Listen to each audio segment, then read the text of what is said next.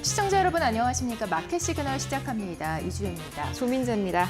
네, 이 트럼프 대통령이 EU와 멕시코 등 여러 나라의 관세 부과를 알렸지만 사실 이 트럼프 대통령의 발언이 다시금 또 바뀌었죠. 무역 협상에 대한 가능성이 있다라고 시사를 하면서 뉴욕 증시가 다시금 반등하는 모습을 보였는데요.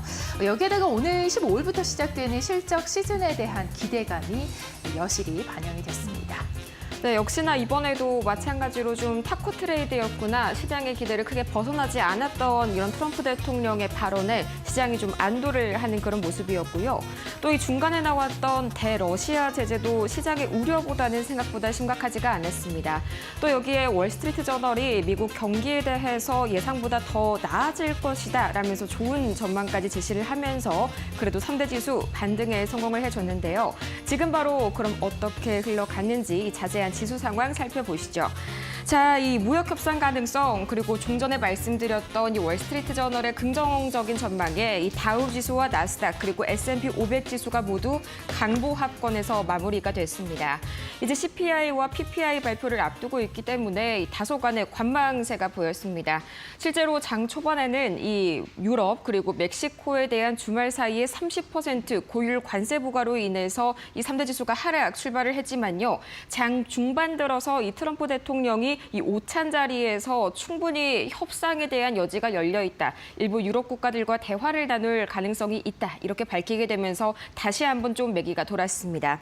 이렇게 좀 유화적인 태도를 보였던 트럼프 대통령, 그럼 이렇게 무역 협상 여지를 활짝 열어줬는데 여기에 어떤 섹터가 반응을 했는지 밤사이의 자금의 흐름들 지금부터 한눈에 살펴보시죠. 자, 바로 보도록 하겠습니다. 이 자금 바로 히트맵으로 만나보도록 하겠습니다. 이 상승폭은 다소 제한이 됐지만요. 어제에 비해서는 상당히 이 지난 금요일에 비해서는 개선된 그런 모습입니다. 특히나 이 M7 빅테크들을 중심으로 이 초록불이 다시 좀 돌아와준 모습인데요. 자, 여기서 특히나 가장 중요한 그런 부분들이요. 약간 장 후반 들어서 이런 이슈가 한 가지가 나왔습니다. 트럼프 대통령이 이제 15일에 700억 달러 규모의 AI 그리고 에너지 투자 계획을 발표할 것이다. 이런 소식이 전해지게 되면서 굉장히 이 원자력 섹터 중에서 오클로가 약 11%, 뉴스케일 에너지가 12%대 굉장한 강세를 보였는데요. 오늘 우리 시장에서도 마찬가지로 강한 흐름 보일 가능성이 높으니까요. 체크해 보시면 좋을 것 같고요. 이어서 전력기기까지 함께 국내 시장에서 보시면 좋을 것 같습니다. 이어서 팔란티어가 좀 눈에 상당히 띄는데요. 약 5% 가까이 강세를 보였습니다. 이 전거래일에 이어서 또 마찬가지로 크게 뛰어 올랐는데 이 올해 2분기에 체코 중앙은행이 팔란티어의 주식을 대규모로 매수했다는 소식도 힘을 실어줬고요. 또 목표가 상향 소식도 있었습니다. 웨드부시가 팔란티어의 목표가를 160달러 선으로 상향 조정하는 모습에 다시 한번 매수세가 쏠렸습니다. 거기에 이어서 비트코인이 또 12만 달러를 돌파를 해줬습니다. 현재로서는 살짝 밀려난 모습이지만요. 여기에다가 이 크립토 위크에 대한 기대감까지 더해지게 되면서 이 마이크로 스트래티지 강세 보였는데 잠시 후에 조금 더 자세한 이야기 만나보도록 하겠고요. 이 마이크로 스트래티지 같은 경우에는 지난주에 비트코인 약 1,200개 가까이를 매수했다는 소식까지 호재로 작용이 됐습니다. 자, 이어서 양자 컴퓨터까지 다시 한번 수급이 들어오게 되면서 마찬가지로 특별한 호재는 없었지만 이 전일 급락에 이어서 다시 한번 저가 매수세로 되돌림이 나오는 그런 흐름들이 포착이 됐고요. 다만 실수큐가 6% 가까이 좀 하락 나왔는데요. 대규모 유상증자 약 6천억 달러 수준을 진행을 한다는 소식에 좀 하방 압력을 크게 받았습니다. 자, 이어서 바로 다음 이슈 보도록 하겠습니다. 특히나 오늘 에너지 같은 경우에는 굉장한 급락이 나왔는데 잠시 후에 살펴보도록 하겠지만 이 유가가 WTI 기준으로 약 2% 가까이 좀 하락하는 모습이 나왔습니다. 트럼프 대통령의 발언이 러시아에 대해서 생각보다 조금 관용적이다라고 평가가 됐기 때문인데요. 이 이슈가 잠시 후 유가 섹터에서 조금 더 자세하게 보도록 하겠습니다. 자, 이어서 마이크론 테크놀로지, 여기에는 정확한 이 하락률은 나오지 않았지만요. 굉장히 강한 급락 나왔습니다. 이 뉴욕주에서요. 마이크론의 대규모 시설 확장을 앞두고 이 지역 하수도 책임자가 사임을 했다는 소식이 악재로 작용이 됐습니다. 이어서 밤사이 다우지수 기준으로 이 상승 탑5 그리고 하락 탑5 종목 만나보도록 하겠습니다. 시장을 어떤 종목이 움직였을지 바로 보도록 하겠습니다. 자, 우선 다우지수는요. 전통 대형주 흐름을 잘 보여주기 때문에 이 시장의 흐름을 압축적으로 보기에 상당히 좋은 그런 지수라는 점 참고해 보시면 좋을 것 같고요. 오늘 같은 경우에는 이 보잉이 1.61% 크게 올라섰습니다. 두 가지 악재가 해소가 됐고요. 이어서 월마트 같은 경우에도 1.47%, 3M 1.32%, 다시 한번 좀 이 내수와 소비가 좀 회복이 되고 있다, 이런 시그널들이 나왔습니다. 특히나 이 아마존 프라임데이가 지난 주말 사이에 계속해서 나흘간 좀 열렸었는데 거기에 대해서 계속 긍정적으로 예상을 상회했다는 소식들이 들려오게 되면서 다시 한번 경기에 대한 자신감이 충전이 됐고요. 또 골드만삭스도 마찬가지로 금융주들 강세 그대로 이어가면서 약 1%가량 상승했습니다. 헌리얼도 마찬가지로 이 경기 자신감에 힘입어서 오늘 강세 보여줬고요. 반대로 이 유가가 상승했다는 게 여기서 좀 보입니다. 이 쉐보론과 또 이 프록터앤갬블 오늘 약 2%대 에너지 그리고 화학 쪽에서 굉장히 강한 하락이 유가 상승으로 인해서 나왔고요. 애플 같은 경우에도 현재 1.2% 크게 낙폭 기록했습니다. 또 유나이티드 헬스는 이 전 거래일에서의 급등에 따른 약간의 되돌림이 나왔고요. 코카콜라 0.6%, 이 맥도날드나 이 코카콜라 관련해서 상당히 좀 부정적인 전망들이 나왔습니다. 미국인들이 더 이상 건강을 좀 생각을 해서 식단을 하고 있지 맛으로만 좀 먹지 않는다, 이런 보고서가 나왔는데요. 여기에 영향을 미친 것으로 풀이가 됩니다. 자, 이어서 그러면 다음으로 이 지표들은 어떻게 흘러가는지 바로 만나보도록 하겠습니다. 가장 먼저 보잉입니다. 자, 방금 종전에 시장을 크게 이끌었던 건 보잉입니다. 첫 번째로 번스타인이 목표가를 상향 조정했는데요. 248달러에서 282달러가량으로 크게 좀 올리는 모습을 보였습니다. 다만 번스타인뿐만이 아니라 최근 들어서 특히나 이 주말 사이 그리고 월요일까지 계속해서 연이어서 잇따라 목표가 상승이 나왔던 보잉인데요. 자, 가장 큰 이슈는요. 이 에어인디아의 여객기 추락 사고, 지난달에 이제 260명 가까이의 사망자를 냈었죠. 여기에 대해서 이 보행의 책임론을 두고 참 굉장히 공방이 많이 일어나고 있었는데 주말 사이에 나온 추락 사고 예비 보고서가 새롭게 발간이 됐습니다. 여기에서 보잉의 책임이 크지 않다는 그런 이슈가 함께 나왔고요. 또 보잉에서의 방산 그리고 글로벌 투자 같은 경우가 굉장히 호조세를 앞으로 실적 전망이 개선될 것으로 보인다, 이런 소식까지 들리게 되면서 보잉의 매수세가 쏠렸습니다. 이어서 다음 이슈 보겠습니다. 자, 다음으로 주목해볼 이슈는 바로 페이팔인데요. 이 밤 사이에 급등이 굉장히 강하게 나왔습니다. 물론 그 전거래일의 급락에 따른 되돌림도 있었지만요. 가장 큰 이슈는 이 페이팔에서 주도한 코인이 다시 한번 좀 상장이 된다, 그런 이슈가 추가로 있었고요. 여기에 시포트 리서치가 투자 의견을 상향 조정했습니다. 매도에서 중립으로 이렇게 업그레이드를 한 이슈도 긍정적인 영향을 미쳤습니다. 또 이 관세 영향이 우려보다 상당히 좀 양호하게 나타나고 있다는 점 역시 페이팔에 긍정적이다라는 그런 소식들이 많이 나왔었고요. 이어서 밤 사이에 나왔었던 이 지표들 살펴보도록 하겠습니다. 매크로 지표입니다.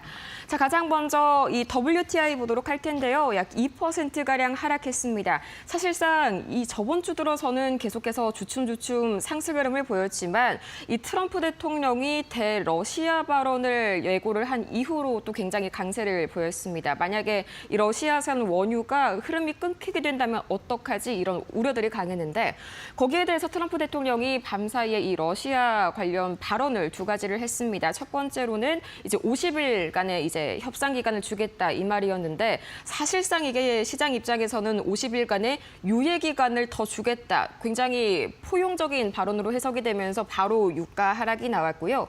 대신에 트럼프 대통령은 거기에 대해서 9월 초까지 협상이 진행이 되지 않을 경우에 이 우크라 종전에 대한 협의가 진행이 되지 않을 경우에는 100%의 관세를 2차 관세 형태로 부과를 하겠다. 즉 러시아뿐만이 아니라 러시아의 교역국 그리고 투자국들까지 공동으로 물리겠다, 이런 발언을 했습니다.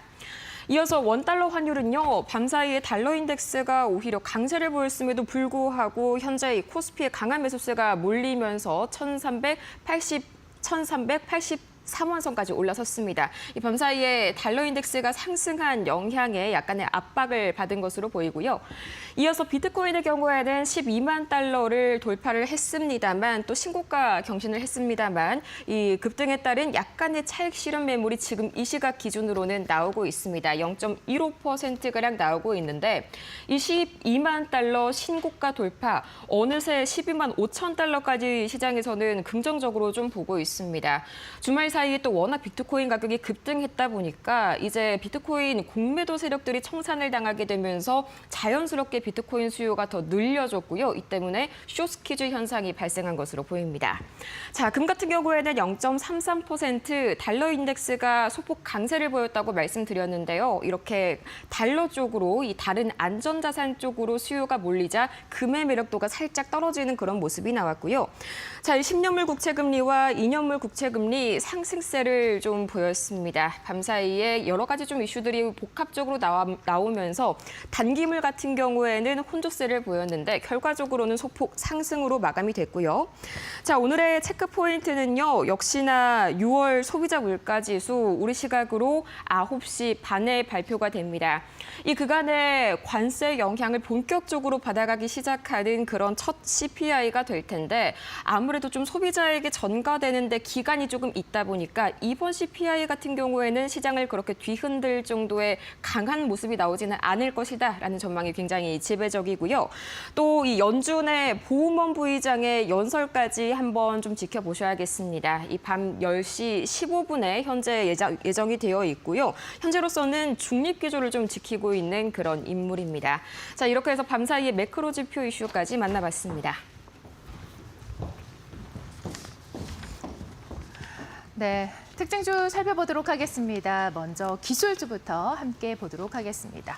자, 일단 테슬라 보겠습니다. 대화형 AI 그록을 이제 미국에서 생산되는 차량의 일부 모델에 탑재한다라는 소식입니다. AI 이 모멘텀이 이제는 차량에까지 반영이 됩니다. 사실상 이 xAI가 실제로 만들어낸 대화형 AI이기 때문에 더욱더 이 차량에 탑재가 됐을 때 그 다음이 궁금해지는 상황이고요. 여기에다가 이 xAI 모멘텀도 반영이 되고 있습니다. 미국 국방부가 계약을 했는데 알파벳의 구글과 또 xAI, 엔트로픽과 함께 미국 국방부 첨단 인공지능 기능을 도입해서 이 부분을 확대하기 위한 계약을 체결한 것입니다. 이에 대한 영향을 받으면서 테슬라 간밤에 어떻게 흘러갔는지 함께 보시겠습니다. 마감 종가 보시면 1%가량 올랐고요. 316.90달러에서 마감됐습니다. 네, 메타 같은 경우는 지금 AI 인프라 확장과 또 슈퍼컴 데이터 센터의 투자 본격화에 대한 모멘텀이 상당히 강합니다. 지금 AI 센터를 건립하기 위해서 이 여러 다른 기업들로부터 AI 영입을 계속해서 시도하고 있는 메타인데요. 수천억 달러 규모의 인공지능 인프라 투자 계획을 밝혔습니다. 여기에다가 이 대규모 기가와트급입니다. 데이터 센터를 건설할 계획을 밝혔는데 규모가 이제 원자력 발전소 수준이라고 합니다. 워낙에 큰 이 AI 인텔리전스 연구소를 비롯해서 앞으로도 계속해서 데이터 센터를 하나둘 건설해 나갈 것으로 저커버그가 알리면서 이 부분도 주가에 강한 영향을 줬습니다. 종가 확인해 보시면 0.48% 장중 마감가로는 상승폭이 조금 제한되기는 했지만 장중에 상당히 좋았습니다. 728달러까지 치솟았는데요. 720달러 선에서 마감이 됐습니다. 네, 엔비디아 보도록 하겠습니다. 자, 미국의 AI 칩 의존 안 할 것이다. 바로 이 중국군에 대한 이야기입니다. CNN과의 인터뷰를 잔슨왕 CEO가 가졌는데요. 미국산 칩을 이용해서 중국의 역량을 강화할 필요가 없다. 그러니까 엔비디아의 이 칩을 중국이 혹시라도 좀 그 기술을 강탈할 수도 있고 또 여러 가지 불안한 감이 있기 때문에 공급을 안 하는 것은 어떻겠냐라는 일각의 시각도 있습니다. 그러나 그렇게 해서는 안 된다라고 거듭 주장하고 있는 것인데요. AI의 주도권을 위해서라도 미국 기업들이 중국 시장에 AI 칩 수출을 이어가야 한다라는 입장을 계속해서 고수하고 있는 젠슨항 CEO입니다. 언제든지 제한이 될 수 있기 때문에 미국산 칩을 이용하는 중국군들이 역량이 강화되지 않을 것이다라는 확고한 믿음을 가지고 있는데요. 여기에 오는 16일에 미디어 브리핑까지 앞두고 있기 때문에 이 기자회견에서 어떤 발언들을 이어갈지 주목이 되고 있습니다. 자, 종가 한번 확인해 보도록 하겠습니다. 0.52% 하락한 164.07달러에서 마감됐습니다. 네, 지금 애플이 M7 종목 가운데서 상당히 지금 뒤로 밀려난 분위기가 이어지고 있습니다. CEO 교체론도 재부상하면서 간밤 뉴욕 증시에서는 약세권에서 흐름을 마쳤고요. AI 주도권 논란은 여전히 지속이 되고 있습니다. 여기에 이제 스마트홈 허브 2026년으로 연기가 됐습니다. 원인은 다양한데요. 시리가 현재 조금 더 손을 봐야 되는 입장입니다. 지연이 이슈가 반영이 되면서 스마트홈 허브도 당장의 올해에는 출시가 어려울 것으로 예상됩니다. 종가 한번 확인해 보면서 주가의 흐름 보도록 하겠습니다. 1%대의 약세권이고요. 208.62달러에서 마감됐습니다. 자, 지금 보시면은요, 인텔이 최근에 계속해서 내부의 혁신을 예고하고 있는 상황입니다. 그 가운데서 수천 명의 인원을 해고하는 그 방향을 계속해서 이어가고 있는데 CEO가 이런 이야기를 했습니다. 엔비디아의 추격이 사실상 불가능하다라는 이야기를 하면서 수천 명의 인원을 해고한 인텔인데요. 이 부분에 대한 약세권 흐름이 그대로 반영이 됐습니다. 0.55%에 하락하면서 23.30달러에서 마감됐습니다. 네, 이번 주 의회에서 이 미국 가상자산과 관련한 3법에 대한 논의가 있을 예정인데요. 거기 그 가운데서 이 3법 가운데 클래리티법이 있습니다. 여기에 대한 이 수혜가 가장 클 것으로 예상되는 종목 바로 이 코인베이스입니다. 시가총액 1천억 달러 목전에 앞두고 있는 상황. 코인베이스 주가 한번 보도록 하겠습니다. 네, 1%가량 오르면서 394.01달러에서 마감이 됐고요. 마이크로 스트래티지 지금 비트코인 대규모로 보유하고 있는 가장 강세로 여겨지는 기업입니다. 112만 3천 달러를 돌파한 비트코인인데요. 이 비트코인 강세와 또 크립토위크 기대감을 안고서 상당히 흐름이 좋았습니다. 미국의 3법 영향을 받고 있는데 이번 주가 지나면 주가가 어떻게 흘러갈지 더욱더 기대가 되는 종목입니다. 종가 보시면 3% 넘는 오름세를 나타내면서 451.02달러에서 마감됐습니다. 네, 소비자 쪽으로 지금 흐름이 안 좋은 종목들이 있습니다. 바로 IB 투자 의견에서 좀 부정적인 의견을 낸 종목들인데요. 보시면은 브랜드가 침체되고 있다. 사실상 저희도 이제 한국에서 스타벅스를 이용하면서 약간 느끼는 부분이 아닐까 싶습니다. 운영에 있어서 리스크가 있다라는 분석이 제기가 되고 있고 투자 의견 매도로 제시된 리포트 있었습니다. 스타벅스 종가 보도록 하겠습니다. 네, 1%가량 밀리면서 93.42달러에서 마감됐습니다. 베스트바이 함께 보시죠. 역시 마찬가지로 향후 실적 개선 동력이 조금 부족하다라는 분석입니다. 투자 의견 매수였는데 하향으로 조정된 리포트 있었습니다. 종가 함께 확인해 보도록 하겠습니다. 네, 1%가량 밀리면서 70달러 선에서 마감됐습니다. 네, 특징주 살펴봤습니다. 밤사이에 뉴욕 증시는 과연 어떤 흐름을 가지고 또 어떤 이유로 움직였는지 보다 자세하게 분석해 보도록 하겠습니다. 오늘은요, 이 곽영훈 주식투자연구소 대표와 이야기 나눠볼게요. 어서 오세요. 네, 안녕하십니까.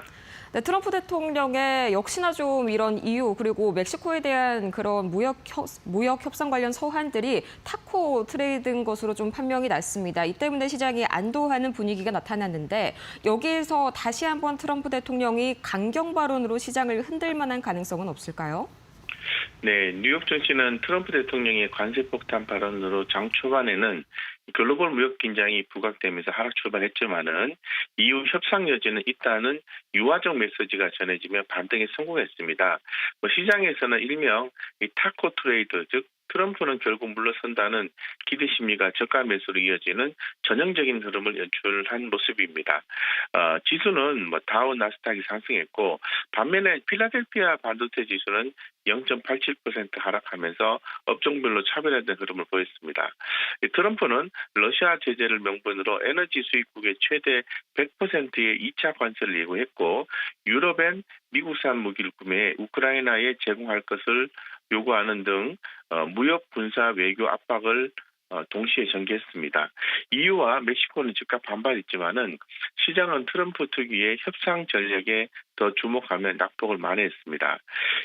한국 관련 지표에서는요, MSCI 한국 ETF가 미국 대비 선전했고 코스피 야간 선물은 소폭 하락, 환율은 1383원 부근에서 강보한 흐름을 유지했습니다. 따라서 이 투자 전략 측면에서는 이 트럼프의 발언이 단기적 변동성을 유발할 수는 있으나 협상 기대감과 정책 수혜 테마에 주목하는 전략이 유효합니다. 특히 이 방산, 에너지 인프라, 천연가스와 같은 지정학 수혜 업종에 대한 비중 확대가 바람직하며 이 반도체와 수출주는 관세 이슈에 따른 변동성에 유연하게 대응할 필요가 있습니다.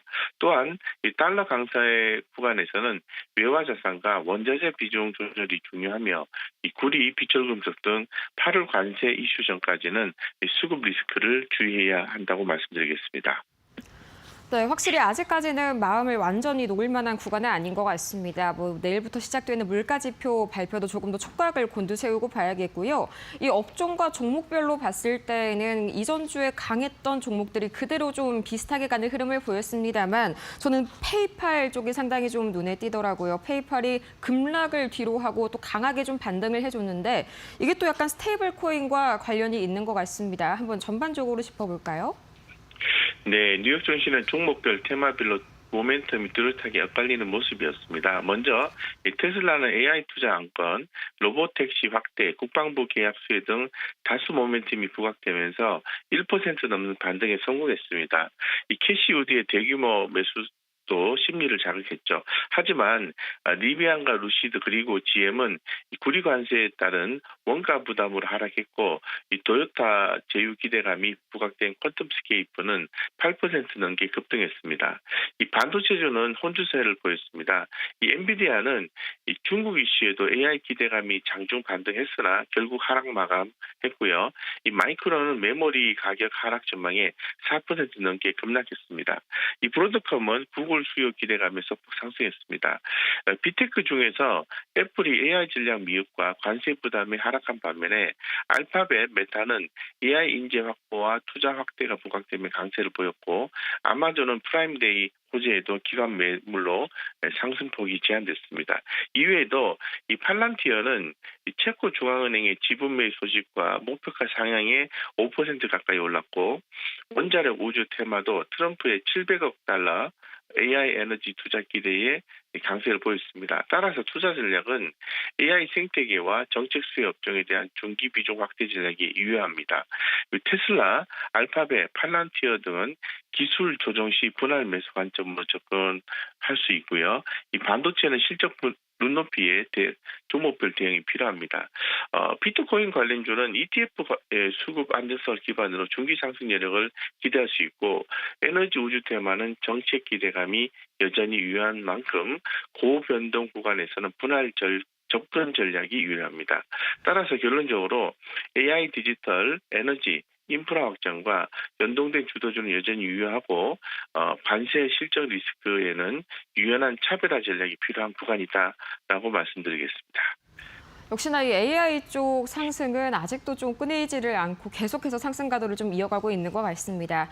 여기에서 제가 또 밤사이에 주목했던 뉴스가 말씀 주신 700억 달러 규모의 대규모 이 투자 소식이 전해졌지 않습니까? 이 트럼프 대통령이 AI 인프라 그리고 전력 쪽에 좀 대규모 투자를 단행한다고 했는데 이게 상당히 또 오늘 우리 증시에 큰 영향 미칠 것 같습니다. 어떻게 한번 전략 짜볼까요? 네, 전일 한국 증시는 대형주 중심의 상승세를 이어가며 코스피가 흐름을 보였습니다. 반면에 이제 코스닥은 2차 전지와 제약, 중심의 약세가 이어지면서 이 차별화된 모습을 보였는데요.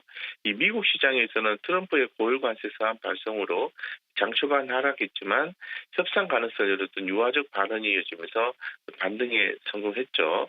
시장은 트럼프의 협상 스타일을 감안해 단기 리스크보다는 저가 매수 기회로 인식하는 분위기입니다. 특히 이 타코 트레이드, 즉 트럼프는 결국 후퇴한다는 심리가 작용하며 낙폭 과대 종목군의 중심에 반발 매수세가 유입됐다고 말씀드렸습니다. 이러한 흐름은 국내 증시에도 긍정적으로 반영될 가능성이 큽니다. 외국인 투자자들은 운송장비, 전기전자, 건설업종을 중심으로 순매수를 지속하고 있고 특히 SK하이닉스와 금융지주, 자동차 관련주의 강세가 돋보입니다.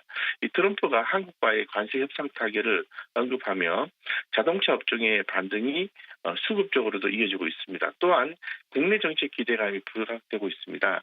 배당소득 분리과세, 정시 활성화 정책 보도 등 지주사, 증권보험 등 가치주에 대한 재평가를 자극하고 있으며 외국계 정권사들의 낙관적 전망도 이 흐름에 힘을 보태고 있습니다. 따라서 오늘의 투자 전략은 외국인 매수가 집중되는 대형 가치주, 특히 금융, 전기전자 업종은 비중 확대 전략이 유효합니다. 그리고 정책 수혜 섹터인 지주사 보험증권은 중장기 주도주로 편입 고려가 필요합니다. 그리고 최근 저평가된 소외주, 특히 장기 눌림 이후 수급이 진입되는 빈집형 종목에 대한 주목을 할 필요가 있습니다. 관세 이슈는 이벤트성 변수로 대응하며 단기 급등주는 일부 수익 실현 전략 병행이 바람직합니다. 마지막으로 코스닥 시장은 2차 전지 바이오 중심의 조정이 이어지고 있어 신규 진입보다는 안정 구간 확인 후 대응하는 것이 바람직하다라고 말씀드리겠습니다. 네, 2차 전지 지난주에 한번 이렇게 좀 급등을 해줘서 좀 기대를 하고 있었는데 아직까지는 경계감이 좀 상당히 남아있는 모습이고요. 또 금융과 전기전자 쪽에 오늘도 한번 집중을 해보면 좋겠다는 말씀 잘 들었습니다. 이렇게 해서 오늘 곽영훈 주식투자연구소 대표와 이야기 나눠봤고요. 좋은 말씀 고맙습니다. 네, 감사합니다. 이렇게 뉴욕 증시 마감 상황 정리해보고 왔습니다.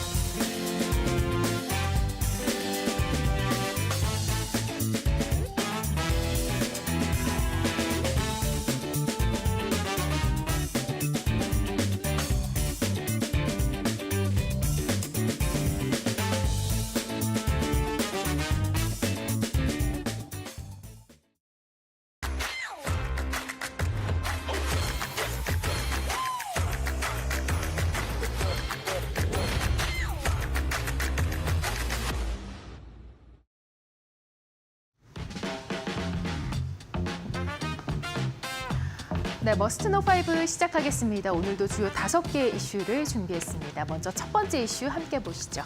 자, 백악관에서 나온 소식인데요. 사실상 이제 외신의 보도를 통해서 전해지다 보니 아직까지 확고한 공식 성명이 있는 소식은 아닙니다. 그러나 트럼프 대통령이 AI와 에너지에 대해서 700억 달러를 투자하겠다라는 계획을 발표할 것으로 예상이 되고 있습니다. 바로 피츠버그 인근에서 현지 시각 15일 열리는 행사에서 이러한 새로운 이니셔티브에 대한 자세한 내용을 공개할 예정인데요. 이 자리에는 펜실베니아의 에너지 혁신 정상회담을 주최하는 공화당 상원의원 데이비드 맥코믹이 함께할 것으로 예상이 됩니다. 백악관 관계자에 따르면 이 백악관이 신기술 개발을 가속화하려는 노력의 일환으로 풀이가 되고요. 이 투자는 새로운 데이터 센터와 전력망 업그레이드 확장을 포함한 다양한 산업에서 이루어졌습니다. 이외에도 발전시설 확장, 전력망 인프라 업그레이드, AI 교육 프로그램, 견습 제도 등이 포함될 것으로 예상이 됩니다.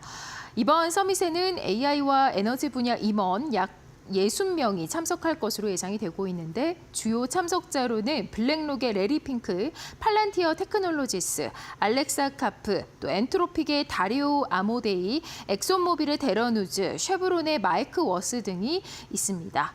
현재 규모는 700억 달러 수치로 외신 쪽에서 보도가 되고 있는 상황입니다.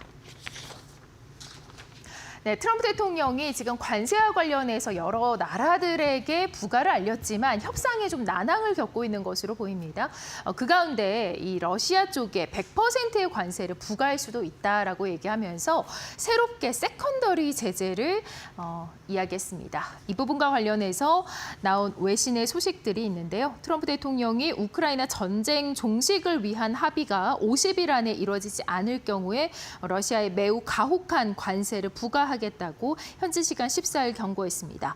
로이터 통신에 따르면 트럼프 대통령은 백악관 집무실에서 마르크 리터 북대서양 조약기구 나토 사무총장과 회담을 한 후 우리는 러시아에 대해서 매우 불만족스럽다라고 예고했습니다.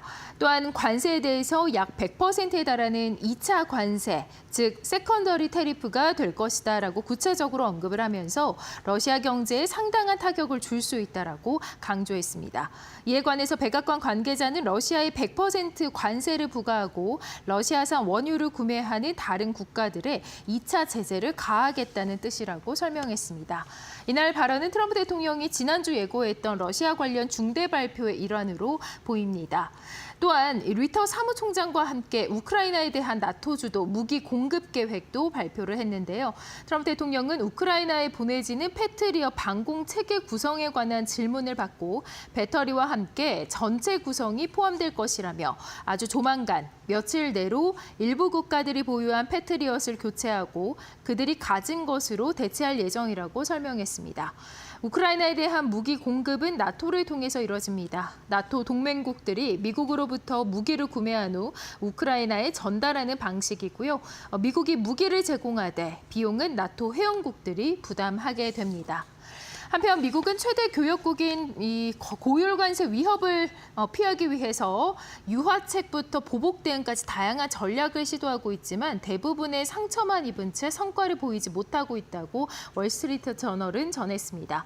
일본에 대해서는 이 관세 협상과 관련해 일본이 급하게 협상 방침을 바꿨다라며 곧 합의 달성이 있을 수 있다라고 시사하기도 했고요. 또한 한국과 관련해서는 한국과 일본, 유럽연합 등의 국가들이 관세를 낮추기 위해서 자국 시장을 개방하려고 한다라고 밝혔습니다.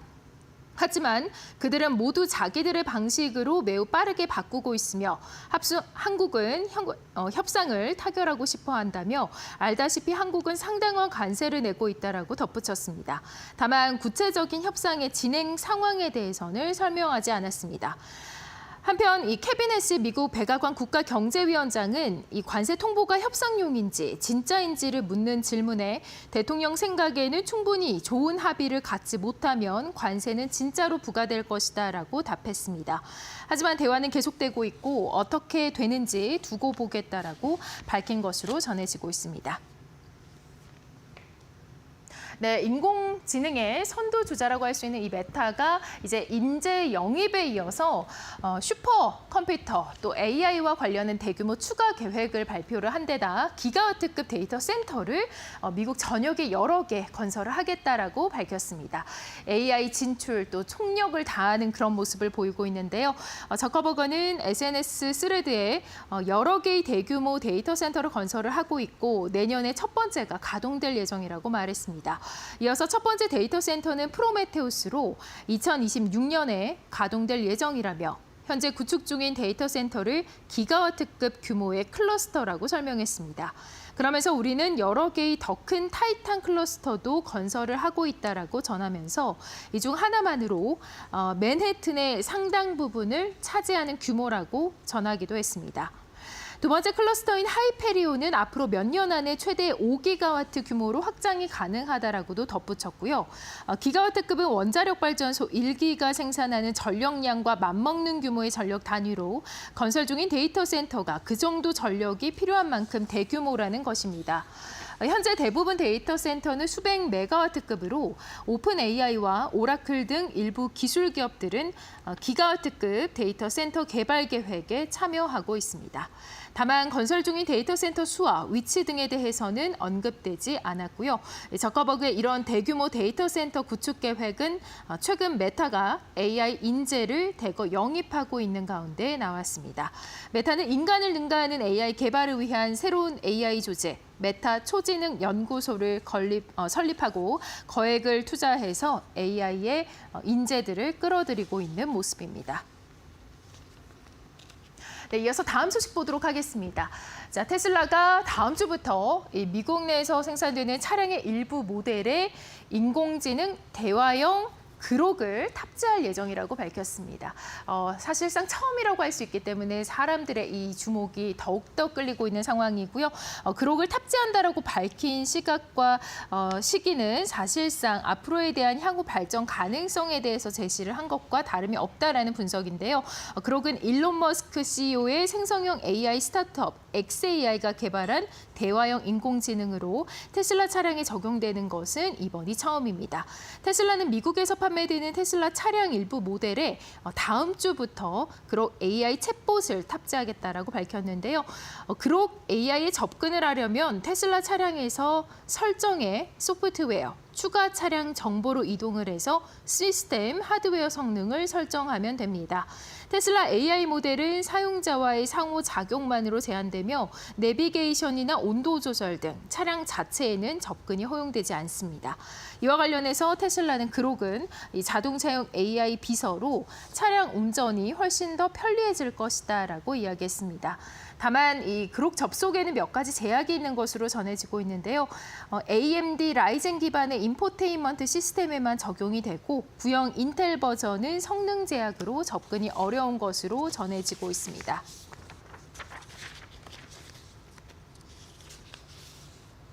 네, 애플과 관련된 소식인데요. 이 애플이 스마트홈과 관련해서 앞으로 올해는 좀 출시가 어렵다라는 얘기를 내놓고 있습니다. 2026년까지 연기를 앞두고 있는 상황이고 그 원인을 바로 시리에 대해서 찾고 있습니다. 조금 더 자세한 내용을 한번 살펴보도록 하겠습니다.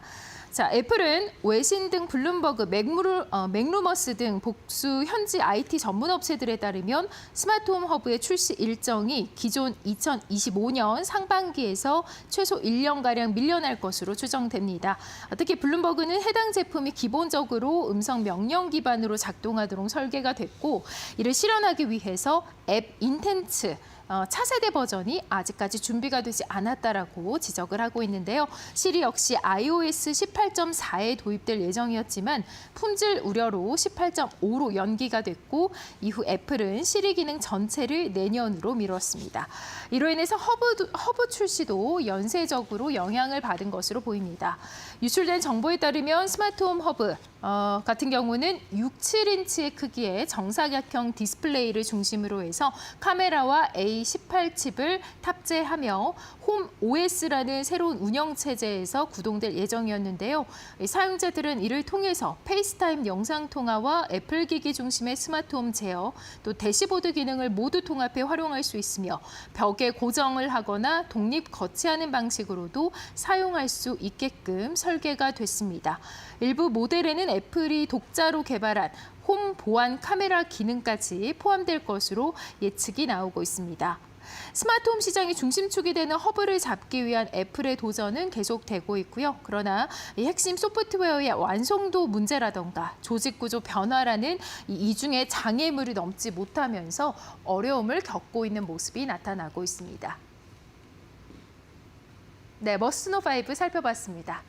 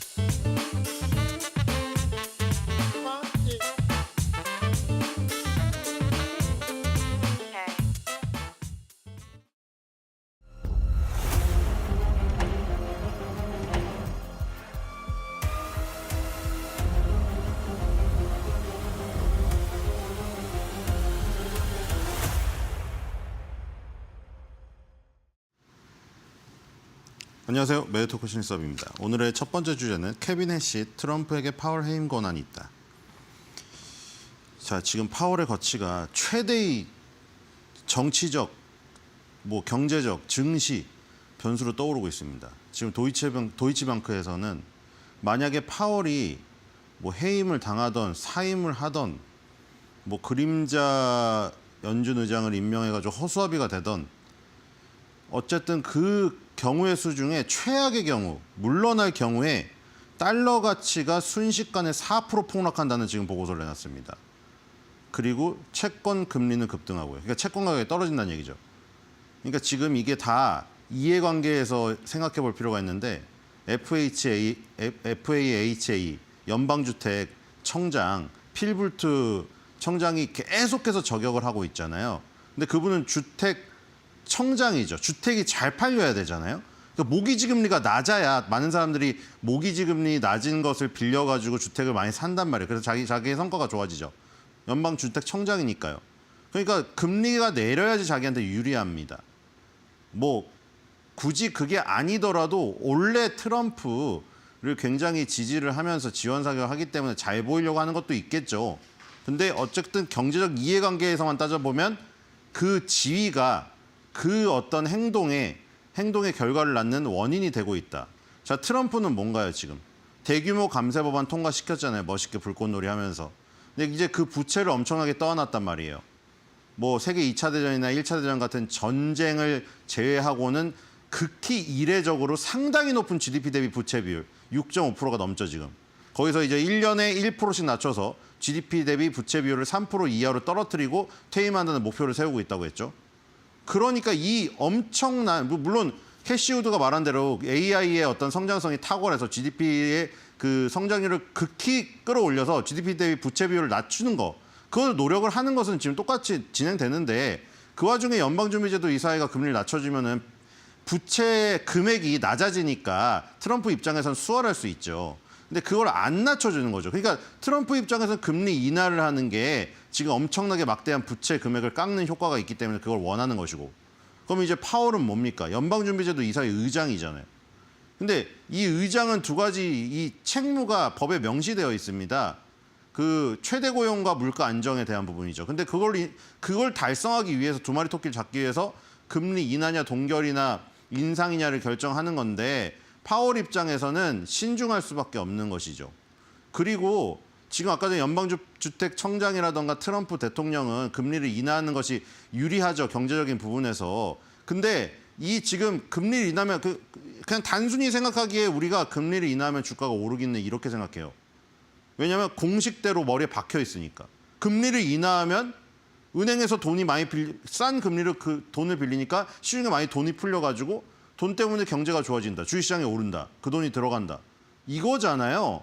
근데 FRB라는 연방준비제도 이사회에서 금리 인하라는 것은 무엇을 얘기하는 겁니까? 금리 인하할 때 언제 인하해요? 잘 생각을 해보세요. 극히 극단적으로 인하했을 때가 언제입니까? 서브프라임, 코로나. 그렇죠? 언제예요 그때가? 서브프라임 코로나가 뭐예요? 일어날 거라고 생각지도 못한 폭탄급 어떤 경제적 재앙이 닥쳤을 때 금리를 내리잖아요. 그 얘기는 뭐예요? 어려울 때 금리를 내린다는 거예요. 경제가 좋으면 어떻게 됩니까? 경제가 좋아갖고 팔팔 끓어가지고 냄비 뚜껑이 날아갈 정도로 좋으면 금리를 인하합니까? 냄비 뚜껑이 날아갔는데 거기다 불을 더 붙여가지고 냄비 뚜껑까지 다 깨트려버리게요? 아니죠. 금리를 인상하잖아요. 그러니까 금리를 인하한다는 것은 나라에서 대놓고 우리 경제 안 좋습니다. 너무 힘듭니다. 지금 죽을 것 같아요. 그걸 선언하는 겁니다. 반대죠. 물론 금리 인하로 인해서 주식시장이 오르는 거 있죠. 부분적으로. 근데 항상 어떤 시점에 어떤 의도를 가지고 금리를 인상했냐 인하했냐가 중요한 거죠. 대부분의 경우에 경기가 엄청나게 뜨거워서 과열될 때 금리 인상을 해서 누르고 금리 굉장히 안 좋아갖고 경기가 폭망해가지고 지금 죽을 것 같을 때 금리 인하를 해서 돈을 푸는 겁니다. 그러니까 지금 파월 입장에서는 금리 인하를 한다는 거는 경제가 안 좋다는 것을 얘기하는 거죠. 그래서 파월이 계속 얘기하는 게 뭡니까 지금? 실업률이나 이런 지표들은 최대 고용에 가깝다고 얘기를 하고 있잖아요. 실업률이 낮고 고용자 수가 올라가고 최대 고용에 가깝다. 경기가 너무 좋다는 거예요. 경기가 너무 좋아서 못 내리겠다는 거예요, 파월은. 지금. 근데 지금 트럼프나 지금 그 연방주택 청장은 그런 의미가 아니죠. 근데 어쨌든 그런 그런 어떤 원칙을 고수하고 뭐고 지금 그게 상관이 있는 게 아니고 지금 파월이 싫습니다. 하루에도 10번씩 얘기해요. 그 지금 결국에는 지금 케빈 해시 이분 국가경제자문위원회인가 의장이고요. 그 다음에 지금 스콧 베센트 재무장관 있죠. 그리고 예전에 이사회 하셨던 그분도 케빈자로 시작됐는데 이 세 명이 폴리마켓에서 지금 차기 의장으로 거론되고 있죠. 물론 스콧 베센트 재무장관은 자기가 할 생각이 없다고 했지만 대통령이 시키면 한다고 했습니다. 아직도 폴리마켓에서는 2, 3위를 다투고 있어요. 스콧 베센트 장관이. 뭐 폴리마켓이 다 맞추는 건 아니지만 그 배팅의 결과가 맞춘 경우가 많았기 때문에 요즘에 인용을 많이 하잖아요. 어쨌든 간에 케빈 해시이 나와서 말했는데 폭탄급 얘기를 해버렸습니다. 왜냐면 일단은 연방준비제도 이사회 의장은 법적으로 누가 해임을 할 수가 없어요. 대통령도 해임을 할 수가 없어요. 만약에 법적으로 해임할 권리가 있었으면 트럼프가 진작에 잘라줘. 왜 이렇게 끌고 있습니까? 트럼프가 You are fired 하면서 나가라고 했겠죠. 자, 근데 어쨌든 지금 이걸 걸고 넘어지는 게 도저히 안 되니까. 그렇죠? 금리 인하라고 그렇게 압박해도 안 하고 지금 전방위적으로 뭐를 지금 그러니까 제일 좋은 건 사임하는 걸 원해요. 사임을. 근데 사임을 절대 안 할 인물이잖아요. 진작에 사임하려 했으면 사임했죠. 그러니까 이제는 법적으로 해임할 건덕지를 찾다가 그게 연방주택청장이 지금 그거를 먼저 터뜨렸죠. 그리고 이제 그거를 다 인용하고 이제 그게 조사를 해달라고 국회까지 갔습니다. 그리고 지금 파월은 저기를 했어요. 파월도 가만히 있는 성격이 아니거든요. 파월은 화를 내면서 부딪히는 성격이 아니고 조용히 준비해서. 그러니까 머스크랑 다른 게 이거죠. 머스크는 말로 행동으로 그냥 부딪혀버리잖아요. 그러니까 뭐 눈에 멍들고 오고. 근데 파월은 이성적으로 합니다. 뭘 했냐면은 지금 FIB 건물, FIB를 감사는 감사. 우리 뭐 저기 큰 회사 가보면 영화에도 나오잖아요. 갑자기 감사부에서 들이닥쳐가지고 막 털고 감사부에다가 자기가 스스로 감사해달라고 요청을 했어요. 파월은 지금. 가만히 있질 못하니까. 지금 이게 완전 강대강으로 가고 있는 상태인데 자, 그래서 이사회 의장을 해고하기 위한 전제로 사용될 수 있는가에 대한 답변에 뭐라고 했냐면은 지금 러스보트가 연방준비제도이사회에 질문지를 보냈어요. 서면으로. 그래서 파월은 이거에 답변을 해야 되거든요. 지금 이거에 대해서 돈을 도대체 어디 썼냐고. 뭐 물론 이것도 신상을 엄청 털기 위해서 과장된 면도 있겠지만 어쨌든 거기 뭐 나오는 거 보면 저번에 보여드렸죠. 연방주택청장이 올렸잖아요. 뭐 초호화 보트가 있고 막 전용 엘리베이터가 있고 어쨌든 25억 달러에 7천억 달러의 비용 초과가 발생했다. 근데 이게 이 FBI 건물 개보수 역사 중에서 FBI 건물 다음에 2등이랍니다. 그리고 크렘린궁을 좀만 저기서 돈을 더 쓰잖아요. 더 쓰면은 베르사유 궁전이죠. 우리 베르사유 장미에 나오는 베르사유 궁전을 지을 돈이랍니다. 근데 어쨌든 간에 지금 이 근본적인 예의까지 건드려 버렸어요. 이 FIB가 탄생한 그 근본적인 그 시점으로 돌아가서 1913년에 연방준비제도를 설립했을 당시에는 화폐가 아니라 근본이제를 쓰고 있었습니다. 근데 연방준비제도 이사회가 생기고 나서 여기서 돈을 인사해서 마구잡이로 저기 할 수 있는 권리가 생기다 보니 저희가 뻣뻣하다 이겁니다. 이제 저런 권리를 원래 FIB가 저런 권리조차 없었는데 권리를 주어주고 나서 뻣뻣하게 군다 이겁니다. 지금. 자, 그리고 마지막으로 여기서 폭탄급 선언을 해버리죠. 그러니까 사임을 안 하면 해임할 권리가 없어요. 지금. 근데 이제 연방준비제도 이사회 의장을 해임할 권한이 있다고 생각하느냐 하니까 자, 이번에 이걸 조사해가지고 만약에 원인이 되면 그럴 권한이 있다고 했습니다. 지금. 그러니까 있건 없건 이건 상관이 없어요. 지금 트럼프 입장에서는 있건 없건 상관이 없고요. 어떻게든 걸고 넘어져가지고 법적으로 조금만 티끌만한 거 걸리잖아요. 지금 바로 해임에 들어가 버릴 겁니다. 상하원 동원해가지고 지금. 그렇죠? 그리고 트럼프, 푸틴 나 참을 만큼 참다가 완전히 세댔어. 두 번째 주제입니다. 자, 일단 러시아 우크라이나 전쟁에 약 3,500달러를 썼답니다. 그래서 2달 전만 해도 합의에 도달할 것이라고 생각했다. 뭐 이거 가지고 또 트럼프 엄청 뭐 막 비아냥 되는데 되시는 분들은 그렇죠. 왜냐면 하루만 해결한다고 했잖아요. 물론 트럼프가 워낙 그렇게 합법을 쓰니까. 저기 당선되기 전에 내가 대통령 되면 바이든이 일으킨 전쟁이고 내 전쟁이 아니기 때문에 솔직히 신경 안 써도 상관없다. 맨날 그 얘기 하잖아요. 미국인이 죽지도 않는데 이거 뭔 상관이냐 내가. 하지만 이 지금 사람이 너무 죽는 게 싫다. 나는 노벨 평화상을 받을 사람인데 그러면서 하루 만에 해결할 수 있다고 했잖아요. 그러면서 하루 만에 해결할 수 있는 방안에 대해서 알려달라고 했더니 그때 팟캐스트에서 뭐라고 했어요? 조로건 팟캐스트에서. 지금 알려주면 답안지가 공개돼 버려가지고 그 이미 아는 사람들이 그렇게 러시아, 우크라이나가 행동을 해버리면 내가 그 방법을 못 쓰게 된다고 하면서 안 얘기를 해줬는데 지금 대통령 당선되고 나서 뭐 달리 뾰족한 수가 있는 건 아니었던 것 같아요. 그렇죠? 그냥 자기가 말로 설득해 보려고 했던 것 같아요. 내가 푸틴이랑 친하니까. 근데 전화를 맨날 2시간씩 해도 안 돼요, 지금. 그래서 결국에는 그래서 그 얘기가 계속 나온 거 아닙니까? 아니 영국, 무슨 저 일본, 우리나라, 아니 우방국을 놔두고 왜 러시아만 저렇게 편을 드는 것인가? 계속 그 얘기가 나왔잖아요. 푸틴하고 정말 뭐 있는 거 아니야? 하면서. 그래서 이제 드디어 나왔어요. 그 러시아에 대해서 그 캐롤라인 레빗 대변인도 그때 얘기했잖아요. 판때기 갖고 나와가지고 상호관세 다 매겼을 때 남극, 북극, 무인도에 있는 펭귄한테도 매겨놓고 왜 러시아는 거기서 쏙 빠졌거든요. 그 명단에 러시아가 없었단 말이에요. 그래서 러시아는 왜 도대체 러시아는 적이 없습니까?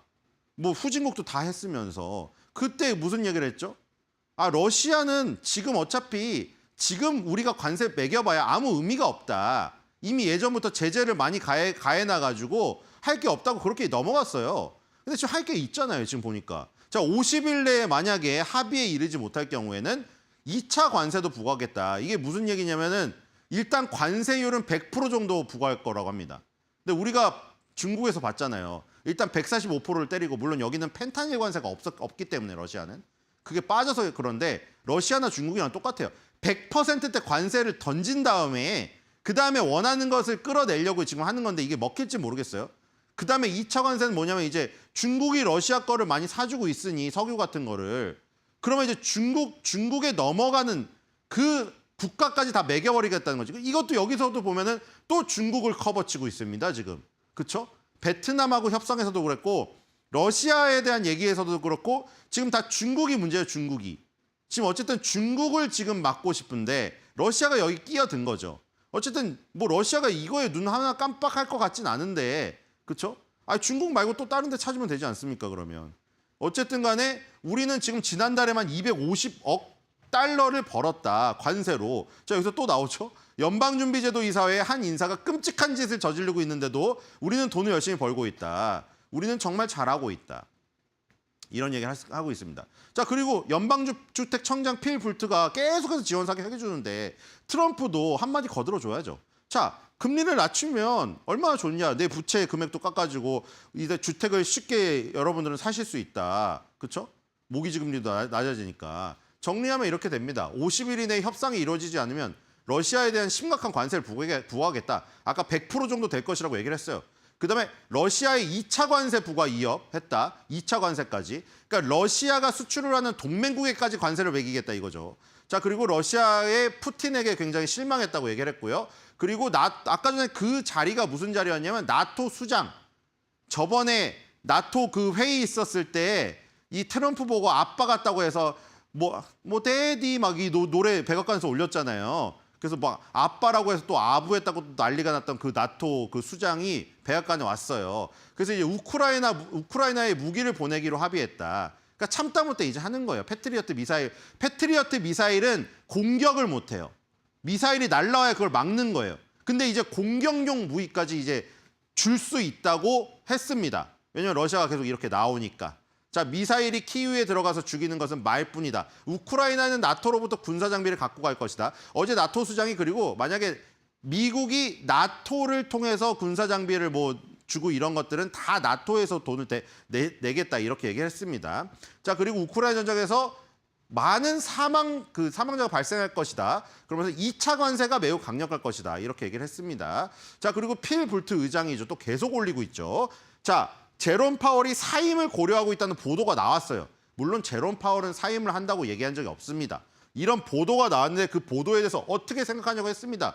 트럼프가 당장 사임해야 한다고 했습니다. 뭐 사임을 안 할 것 같아요. 사임을 안 할 것 같기 때문에 지금 해임할 수 있는 건덕지를 찾고 있는 것이죠. 자, 파월 의장이 사임을 고려하고 있다는 뉴스 보도가 맞다면 경제는 전례 없이 호황을 누릴 것이다. 이분은 이렇게 주장하고 있습니다.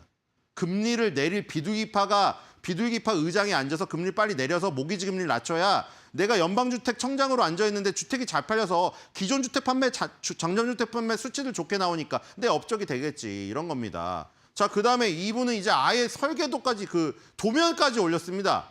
자, 여기에 이제 가운데 무슨 연못 같은 게 있고요. 여기에 요거 가지고 지금 걸은 건데 연방준비제도 건물에 왜 화강암 연석하고 우리 인도 가다 보면은 그 끝에 있는 네모난 돌 그 연석이잖아요. 그 연석하고 화강암 포장이 여기 왜 필요하냐 이런 거를 또 지적을 했습니다. 이제 이거를 있는 대로 다 탈 거예요. 자, 그래서 이제 트럼프가 트루스 소재를 올렸는데 지금 이 7월 달에 일어나는 과정을 다 정리해보면 이거죠. 우리는 친구든 적이든 다 뜯겨왔다, 지금까지. 계속. 근데 그 얘기까지 했죠. 적보다 친구가 더 무섭다고 그 얘기를 했는데 자, 어쨌든 간에 오랜 세월 동안 무임승차해 줘서 감사하지만 비꼬는 거겠죠. 그동안 무임승차를 해주셨다. 우리나라에도 지금 우리나라 내고 있는 돈의 10배를 요구하고 있잖아요. 방위 분담을. 그 주한미군이 28,000명인데 45,000명으로 과장해서 말하면서까지. 그렇죠? 어쨌든 이제 미국을 위해 옳은 일을 해야 한다는 것을 알고 있다. 자, 우리가 처한 상황을 이해해 주셔서 감사합니다. 갑자기 또 이게 수고 있는 건 아니죠. 거의 위협적인 말투가 여기 숨어 있습니다. 정말 감사하다고 합니다. 자, 오늘부터는 이제 제가 사파를 준비했습니다. 물론 제가 그린 건 아니고요. 자, 렘브란트라던가 피카소가 지금 살아서 환생해서 돌아와도 이제 AI가 그리는 그림이 있기 때문에 그 정도의 명성을 얻을까 궁금하지 않을 수 없습니다. 자, 어쨌든 제가 이제 FRB의 지금 건물 때문에 위기에 처한 파월을 트럼프가 비웃고 있는 장면을 그렸습니다. 자, 이렇게 되면은 파월이 둘 중에 하나를 선택해야겠죠. 사임을 하던가 아니면 사임을 안 하면 지금 해임당할 위기에 처했습니다. 과연 파월의 진짜 속마음은 어떨까 궁금합니다. 물론 제가 이렇게 표현했지만 파월이 워낙 포커페이스이기 때문에 속마음은 도저히 알 수가 없습니다. 그리고 이 끝은 어떻게 될 것인가. 내년도 5월까지 임기인데 이거를 채울 수는 도저히 없을 것 같거든요. 지금 상황상. 그래서 어떻게 결론이 될 것인가. 그리고 이제 달러 가치는 그대로 그냥 정말 폭락할 것인가. 그럼 증시에 또 위협이거든요. 어쨌든 파월과 트럼프의 관계, 역사에 남을 이 순간들 목도하고 있는 것이 재밌기도 하고 굉장히 두렵기도 합니다. 오늘의 한 줄 매도평입니다. 파월이 아까 전에 저 장면을 제가 사파로 그렸는데요. 파월, 화강암 연석에 깔려서 화가 남.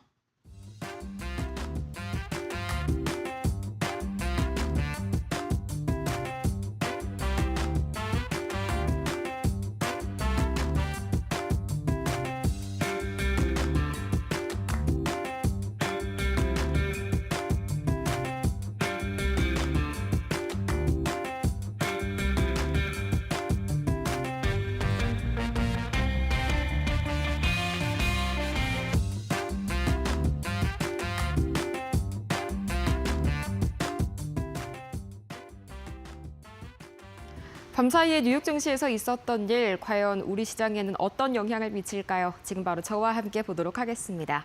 자, 가장 먼저 이 마크 저커버그가 슈퍼 인텔리전스 구축을 위해서 수천억 달러를 투자할 것이다. 또다시 이 슈퍼 인텔리전스, 이 초지능 AI에 대해서 굉장히 강력한 의지를 드러냈습니다. 실제로 얼마 전에 이 오픈 AI의 올트먼 CEO 같은 경우에는 만약에 이 오픈 AI에서 메타로 이직할 경우에는 최대 1억 달러, 우리 돈으로 1,300억 달러의 보너스를 주는 식으로 회유를 했다. 이런 식으로 강하게 좀 공개적으로 비판을 했었죠. 자, 여기에다가 더해서 이 슈퍼 인텔리전스가 전략 변경을 좀 논의 중이다라는 소식까지 밤사이에 얼마 전에 전해졌습니다. 이 기존에 택했던 오픈 소스 완전히 좀 개방된 누구나 참여할 수 있는 그런 전략을 버리고 이제는 좀 폐쇄형으로 갈지에 대해서 검토 중이다라는 소식이 전해졌는데요. 여기에 대해서 AI 반도체 그리고 클라우드까지 오늘 굉장히 강한 움직임 보일 것으로 예상이 됩니다. 이 초거대 AI를 학습하기 위해서는 HBM도 물론이지만 이 엄청난 규모의 클라우드 그리고 AI 데이터 센터 인프라까지 갖춰져야 하기 때문인데요. 자, SK하이닉스 어느덧 정확하게 지금 30만 원 선을 가리키고 있네요. 아직까지도 상승 여력이 충분하다고 봅니다.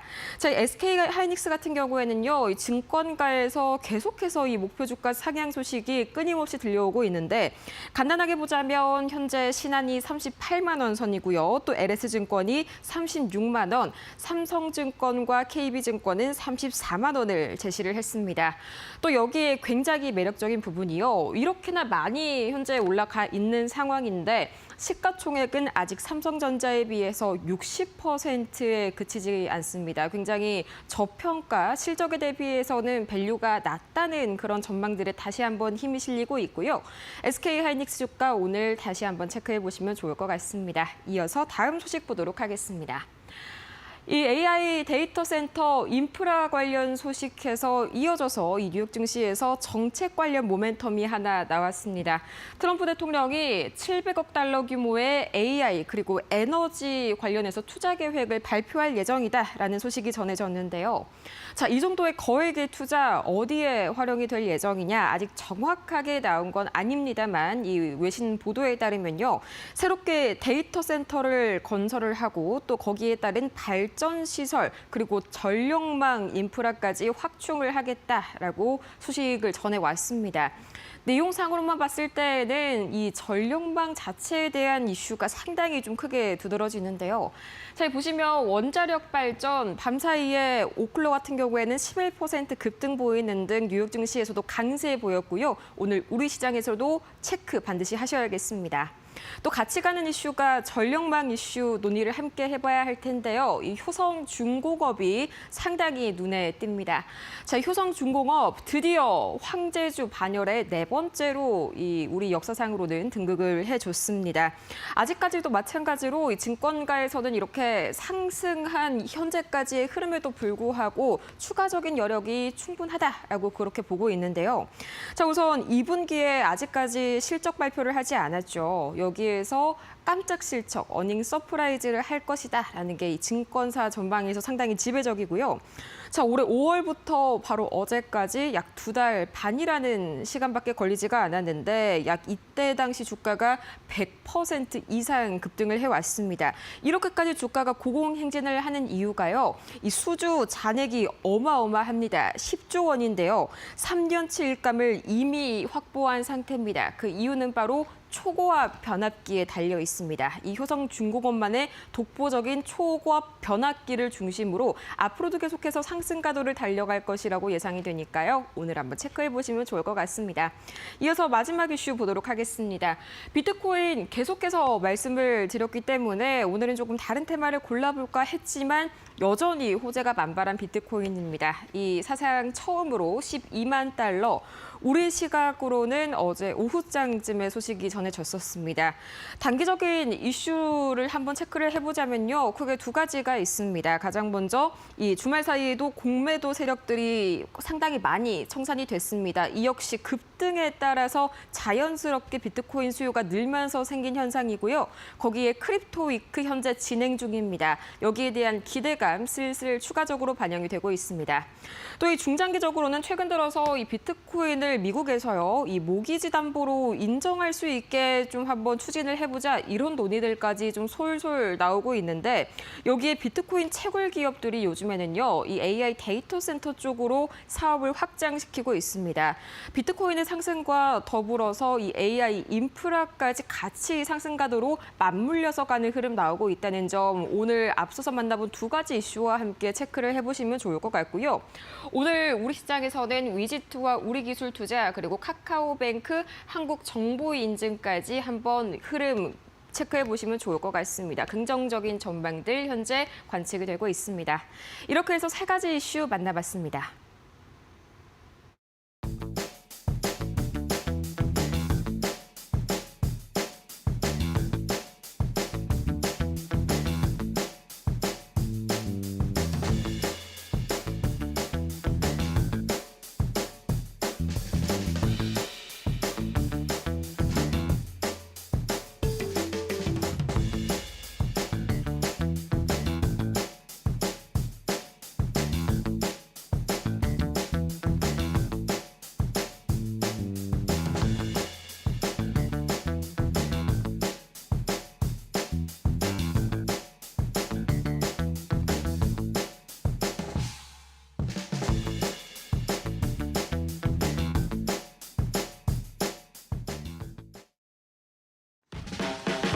네, 여러분 편하게 잘 쉬셨습니까? 7월 15일 화요일입니다. 기온이 한결 좀 떨어졌죠?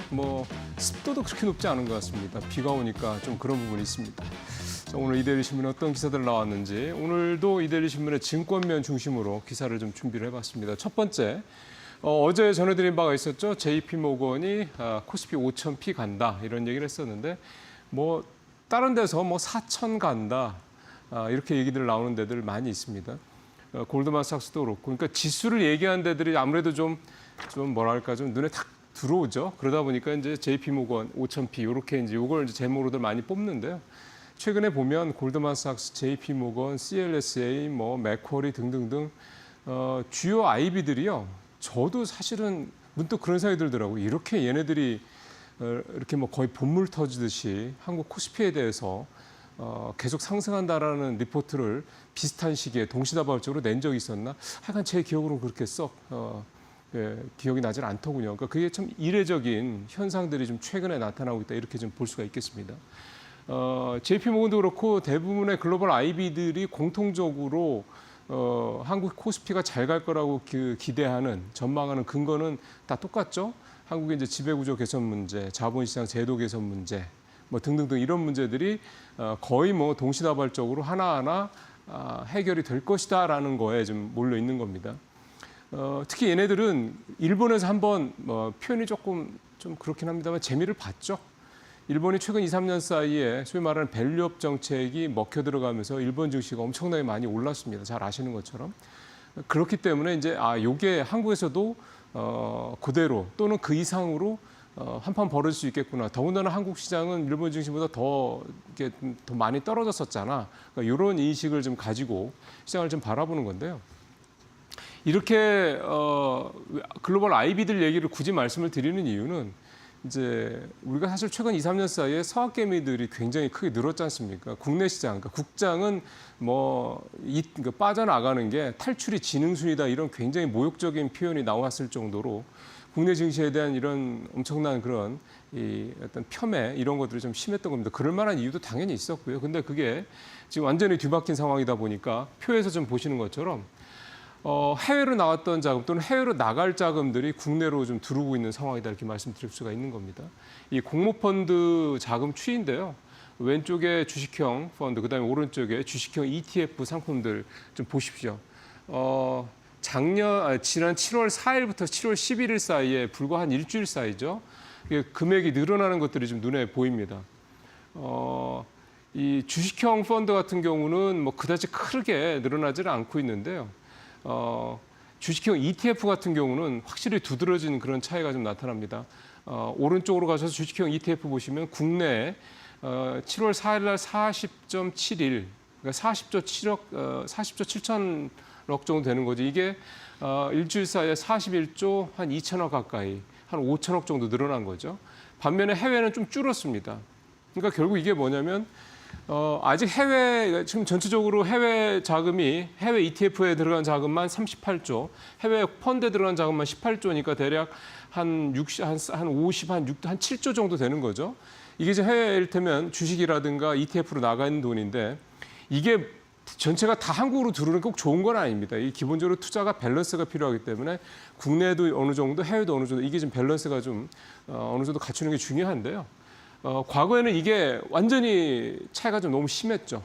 작년까지만 해도, 올 초까지만 해도 이게 지금 상당히 좀 바뀌고 있다라는 게 이게 이제 의미가 있다라고 보이는 겁니다. 그러니까 서학개미들이 있어야 되는 건 당연한 건데요. 이게 과도한 해외 쪽에 대한 투자가 썩 그렇게 투자 환경이 유리한 것만은 아니고 또 환율 문제도 있지 않습니까? 미국의 달러 가치가 계속 떨어진다 그러면 사실은 미국에 투자하는 게 환차손을 입을 가능성이 높다라는 거죠. 또 하나가 지금 이번에 그 BBA 법안에서도 그 내용이 좀 포함되어 있습니다만 아직 최종 통과한 게 아니기 때문에 아직 이제 국내에서 이렇게 이슈가 되지는 않습니다만 상원 통과한 법안 내용 보면 미국의 특히 배당 쪽에 투자하는 배당 관련 상품에 투자하는 이런 투자자들에 대해서 해외 투자자들에 대해서 세금을 굉장히 세게 매기겠다는 내용이 들어가 있습니다. 일단. 그래서 이게 만약 하원에서 이 똑같은 내용이 통과가 된다 그러면 특히 미국의 어떤 배당 관련 투자 이거 굉장히 타격이 심할 거거든요. 뭐 한 50%까지 최대니까 그런 것들을 감안한다 그러면 이제 국내 시장엔 조금 더 수급적으로도 일단은 기존에 나가려고 했던 게 안 나가기만 해도 국내 시장의 수급이 좋아지는 거니까 그런 부분들 해외 시장에 있는 것들이 나간 것들이 굳이 들어오지 않더라도 이런 것만 보더라도 상당히 이 국내 시장에 대한 이 수급적인 측면에서의 긍정적인 시그널들이 나오고 있다 이렇게 좀 볼 수가 있는 겁니다. 자, 두 번째 하이닉스 얘기 좀 해보죠. 표를 바로 보시죠. 어제 30만 원 어떻게 이렇게 딱 찍습니까? 30만 뭐 몇백 원, 몇천 원도 아니고요. 딱 30만 원을 찍고 어제 마감이 좀 됐습니다. 하이닉스가 30만 원 찍은 거는 뭐 당연히 역대 처음이고요. 최근에 HBM 관련돼서 이런 뭐 워낙에 좋은 얘기들이 많이 나와졌습니까? 특히나 해외 쪽에서 외국인들이 하이닉스를 엄청나게 사고 있습니다. 지난 3월부터 7월까지 계속 사고 있는데 누적 순매수 규모가 하이닉스 한 종목만 6조 원 가까이 되더라고요. 제가 대략 계산을 좀 해보니까. 그러니까 그동안에 주가가 이렇게 꾸준히 오르고 있는 건 뭐 당연하다고 볼 수가 있겠고 최근 6개월 동안 53%, 올 들어서만 53% 올라 있는 상황이고 앞으로도 뭐 긍정적인 얘기들이 좀 많이 나오고 있습니다. 근데요, 제목에서 보시는 것처럼 첫 중립 의견이 나왔습니다.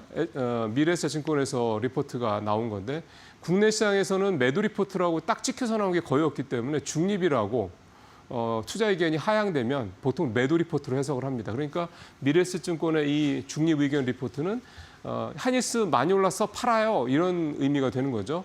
미래에셋의 얘기는 심플합니다. 많이 올랐다 이겁니다. 그러니까 지금 하이닉스와 관련돼서 특히 HBM 관련돼서 나오고 있는 여러 가지 굉장히 좋은 얘기들은 다 반영이 됐다 이런 얘기가 좀 되는 거죠. 여기에 오늘 아침에 좀 나온 얘기들을 제가 조금 더 덧붙인다 그러면 이 마이크론 테크놀로지가 내년까지 이 HBM의 과잉 생산이 좀 자꾸 이슈가 좀 되고 있더군요. 올해 지금 5% 정도까지 HBM 시장에서 마이크론 테크놀로지의 점유율이 올라갈 것이다라고 이미 여러 번 말씀드린 바가 있는데요. 결국 이제 이렇게 비중만 늘어나는 게 아니라 사실 생산도 좀 더 많이 과하게 좀 나올 수 있다 이런 얘기가 되는 겁니다. 워낙 HBM이 지금 뭐 수급이 부족하다 이런 얘기를 하니까요. 일단 SK하이닉스는 올해 이제 공급부는 다 끝났죠, 계산이. 그러니까 내년 거에 대한 얘기들이 좀 나오고 있고 그래서 이제 HBM4에 대한 얘기가 계속해서 나오고 있는 건데 하반기 가면 아마 뒤로 가면 갈수록 뭐 3분기, 4분기 이후로 가면 갈수록 더 나올 겁니다. 근데 여기에 지금 마이크론 테크놀로지라는 변수가 생겼습니다. 그래서 SK하이닉스 관련돼서 투자를 새로 생각하시는 분들은 이 마이크론 테크놀로지의 요 이슈를 잘 좀 유념해서 보실 필요가 반드시 있습니다. 태양광주 얘기 좀 해보죠. 왔다 갔다 했습니다. 미국의 IRA 법안 뭐 내용이 때문에. 근데 기본적으로는 뭐 일단 2032년 정도로 그러니까 최근 2, 3년 뒤로 이렇게 줄어든 건 아니기 때문에 가장 큰 악재는 뭐 해소가 됐다 이렇게 얘기가 좀 나오고 있어서 그동안에 최근에 주가가 좀 오르긴 했는데 표 한번 보시죠. 올해 상승률 보면요. 대단합니다.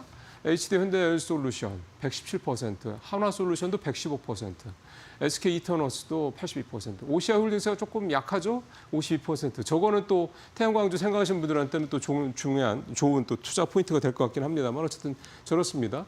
모듈 만드는 신성 ENG도 주가가 42% 이렇게 좀 됐는데요. 미국 얘기는 이미 뭐 많이 좀 들으셨기 때문에 뭐 또 드릴 필요는 없을 것 같고 오늘 제가 좀 드릴 말씀은 중국 얘기인데 중국이 최근에 정부 차원에서 과잉 생산 분야, 뭐 철강, 그다음에 뭐 조선도 그렇고 그다음에 그 석유화학이죠. 이렇게 중국에서 생산 과잉이라는 지적을 받는 분야들, 태양광이 이제 그 중에 하나입니다. 너네 생산량 좀 조절해라. 너네끼리 좀 조율해서 이렇게 얘기를 해서 말 안 들으면 뭐 중국 당국에서는 이제 때리겠죠. 이제 그러니까 좀 조율을 할 것이다. 그럼 그 얘기는 뭐냐면 구조조정이 자체적으로 좀 있을 것이다라는 얘기가 좀 되다 보니까 이렇게 되면 이 과잉 생산 문제가 조금 해소가 되지 않겠느냐 이런 얘기가 좀 나오고 있는 겁니다. 이렇게 되면은 당연히 기본적으로 단가가 계속해서 중국이 워낙 밀어내기 수출을 하면서 나타났던 이 단가 인하 부분이 조금 반등을 할 수 있다라는 부분이고 또 기본적으로 들어오는 물량 자체가 줄어들면 아무래도 우리 태양광 업체들 입장에서 봤을 때는 좀 더 이제 입지가 좀 넓어질 수가 있는 거죠. 또 미국 쪽에서도 좀 그렇고요. 오늘 또 미국 쪽에서 나온 얘기가 지금 미국의 상황이 전력 공급 상황이 상당히 심각한데 지금 뭐 원전 SMR은 시간이 워낙 오래 걸리는 거잖아요. SMR은 실제로 미국에 좀 지어진 데가 아직 한 군데도 없고 그러면 가장 빨리 리드 타임이 가장 짧은 게 태양광 발전이라고 합니다. 그러니까 지금 뭐 트럼프 대통령은 별로 그렇게 썩 좋아하지는 않지만 지금 방법이 태양광 발전이 가장 빠르다. LNG 발전소도 적어도 한 2년 정도는 걸린다고 하니까요. 그래서 태양광이 좀 미국에서 다시 더 부각이 될 수 있다. 이런 얘기도 좀 나옵니다. 그러다 보니까 태양광에 대한 기대감이 다시 좀 커지고 있다. 이렇게 좀 볼 수가 있어서요. 많이 올랐습니다만 국내에서는 또 재생에너지 쪽에 대한 이재명 정부의 워낙에 좀 드라이브가 있고 전체적으로 국내외 다 호재들이 계속 나오고 있다라는 점 감안하실 필요가 있겠습니다. 자, 오늘 마지막은 게임주 얘기 좀 짧게 좀 해보겠습니다. 시프트업 얘기인데요. 주가는 시원찮습니다. 표 한번 보시죠. 작년 7월에 이렇게 보시는 것처럼 상장을 했습니다. 그때 7만 1,000원으로 마감을 하긴 했는데 그때 공모가가 6만 원이었거든요. 근데 당일 장중이긴 합니다만 50% 가까이 오르면서 8만 9,500원, 거의 9만 원까지 갔던 주식이었습니다. 그러니까 그때 예를 들어 샀던 분들은 지금 반토막이 난 거죠. 근데 좀 사실 그렇게 뭐 갖고 계신 분들이 또 그렇게 많지는 않으실 것 같긴 합니다. 어쨌든 게임주들이 사실은 아직까지도 뭐 그렇게 특별히 반등하는 기미가 나타나고 있는 건 아닙니다. 업황 자체가 별로 좋지를 않죠. 국내에서 뭐 대표 대장주인 NC소프트를 비롯해서 뭐 구주종을 엄청 세게는 하고 있는데 구주종은 일단 비용을 줄이는 정도의 문제지 결국은 이 회사의 어떤 그 펀더멘탈적인 측면에서의 이 회사의 가치가 좀 올라가는 그러니까 한마디로 이제 실적을 좋게 만드는 그런 직접적인 효과는 있는 것은 아닙니다. 그렇기 때문에 이제 이런 구주종이라는 건 사실은 단발성 효과에 그치는 거고요. 결국은 이 회사가 정말 좋은 실적을 내느냐, 매출도 더 늘어나고 또 신작들도 계속 나오고 또 그렇게 해서 나온 신작들이 시장에서 평가도 좋고 사실 그런 얘기들은 별로 없죠. 게임주가 약한 뭐 가장 큰 이유라고 볼 수가 있겠습니다. 또 너무나 당연한 얘기고요.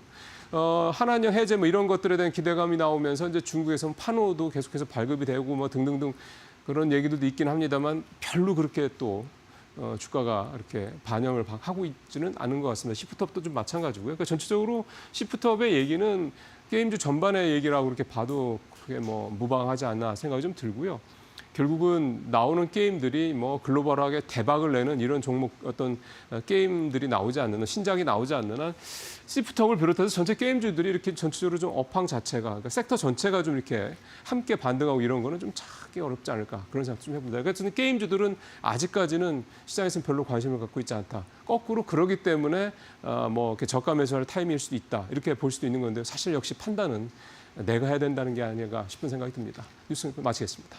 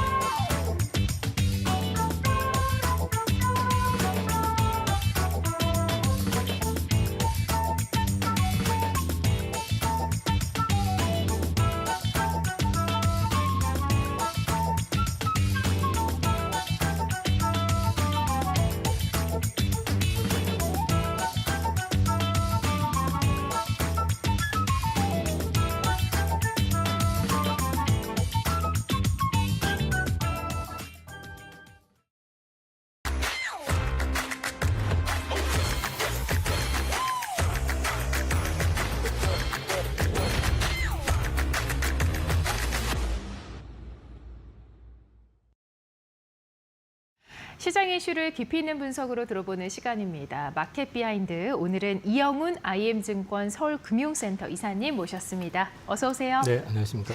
네, 글로벌 증시가 상당히 기분 좋게 마무리는 됐는데 이게 바로 이제 트럼프 대통령의 발언 때문이 아닐까 싶습니다. 일단은 관세에 굉장히 내성이 생긴 시장인 것 같아요. 이제 우리가 이번 주에 좀 주목을 해야 될 건 어떤 거라고 보실까요? 일단 이번 주 뭐 여전히 트럼프 입을 주목할 수밖에 없을 것 같고요. 뭐 트럼프가 결국 오늘도 타코 트레이딩을 한 거잖아요. 관세 30%를 멕시코, 캐나다, 유럽연합에 부과해놓고 나서 또 이제 더 이상 뭐 협상 없다 해놓고 좋은 조건 나오면 또 해줄게 뭐 네. 이런 식으로. 그러니까 또 타코 아니냐 이제 이런 얘기들. 그것이 증시를 또 이제 부양시켰기 때문에 그런 게 되게 중요할 부분일 것 같고.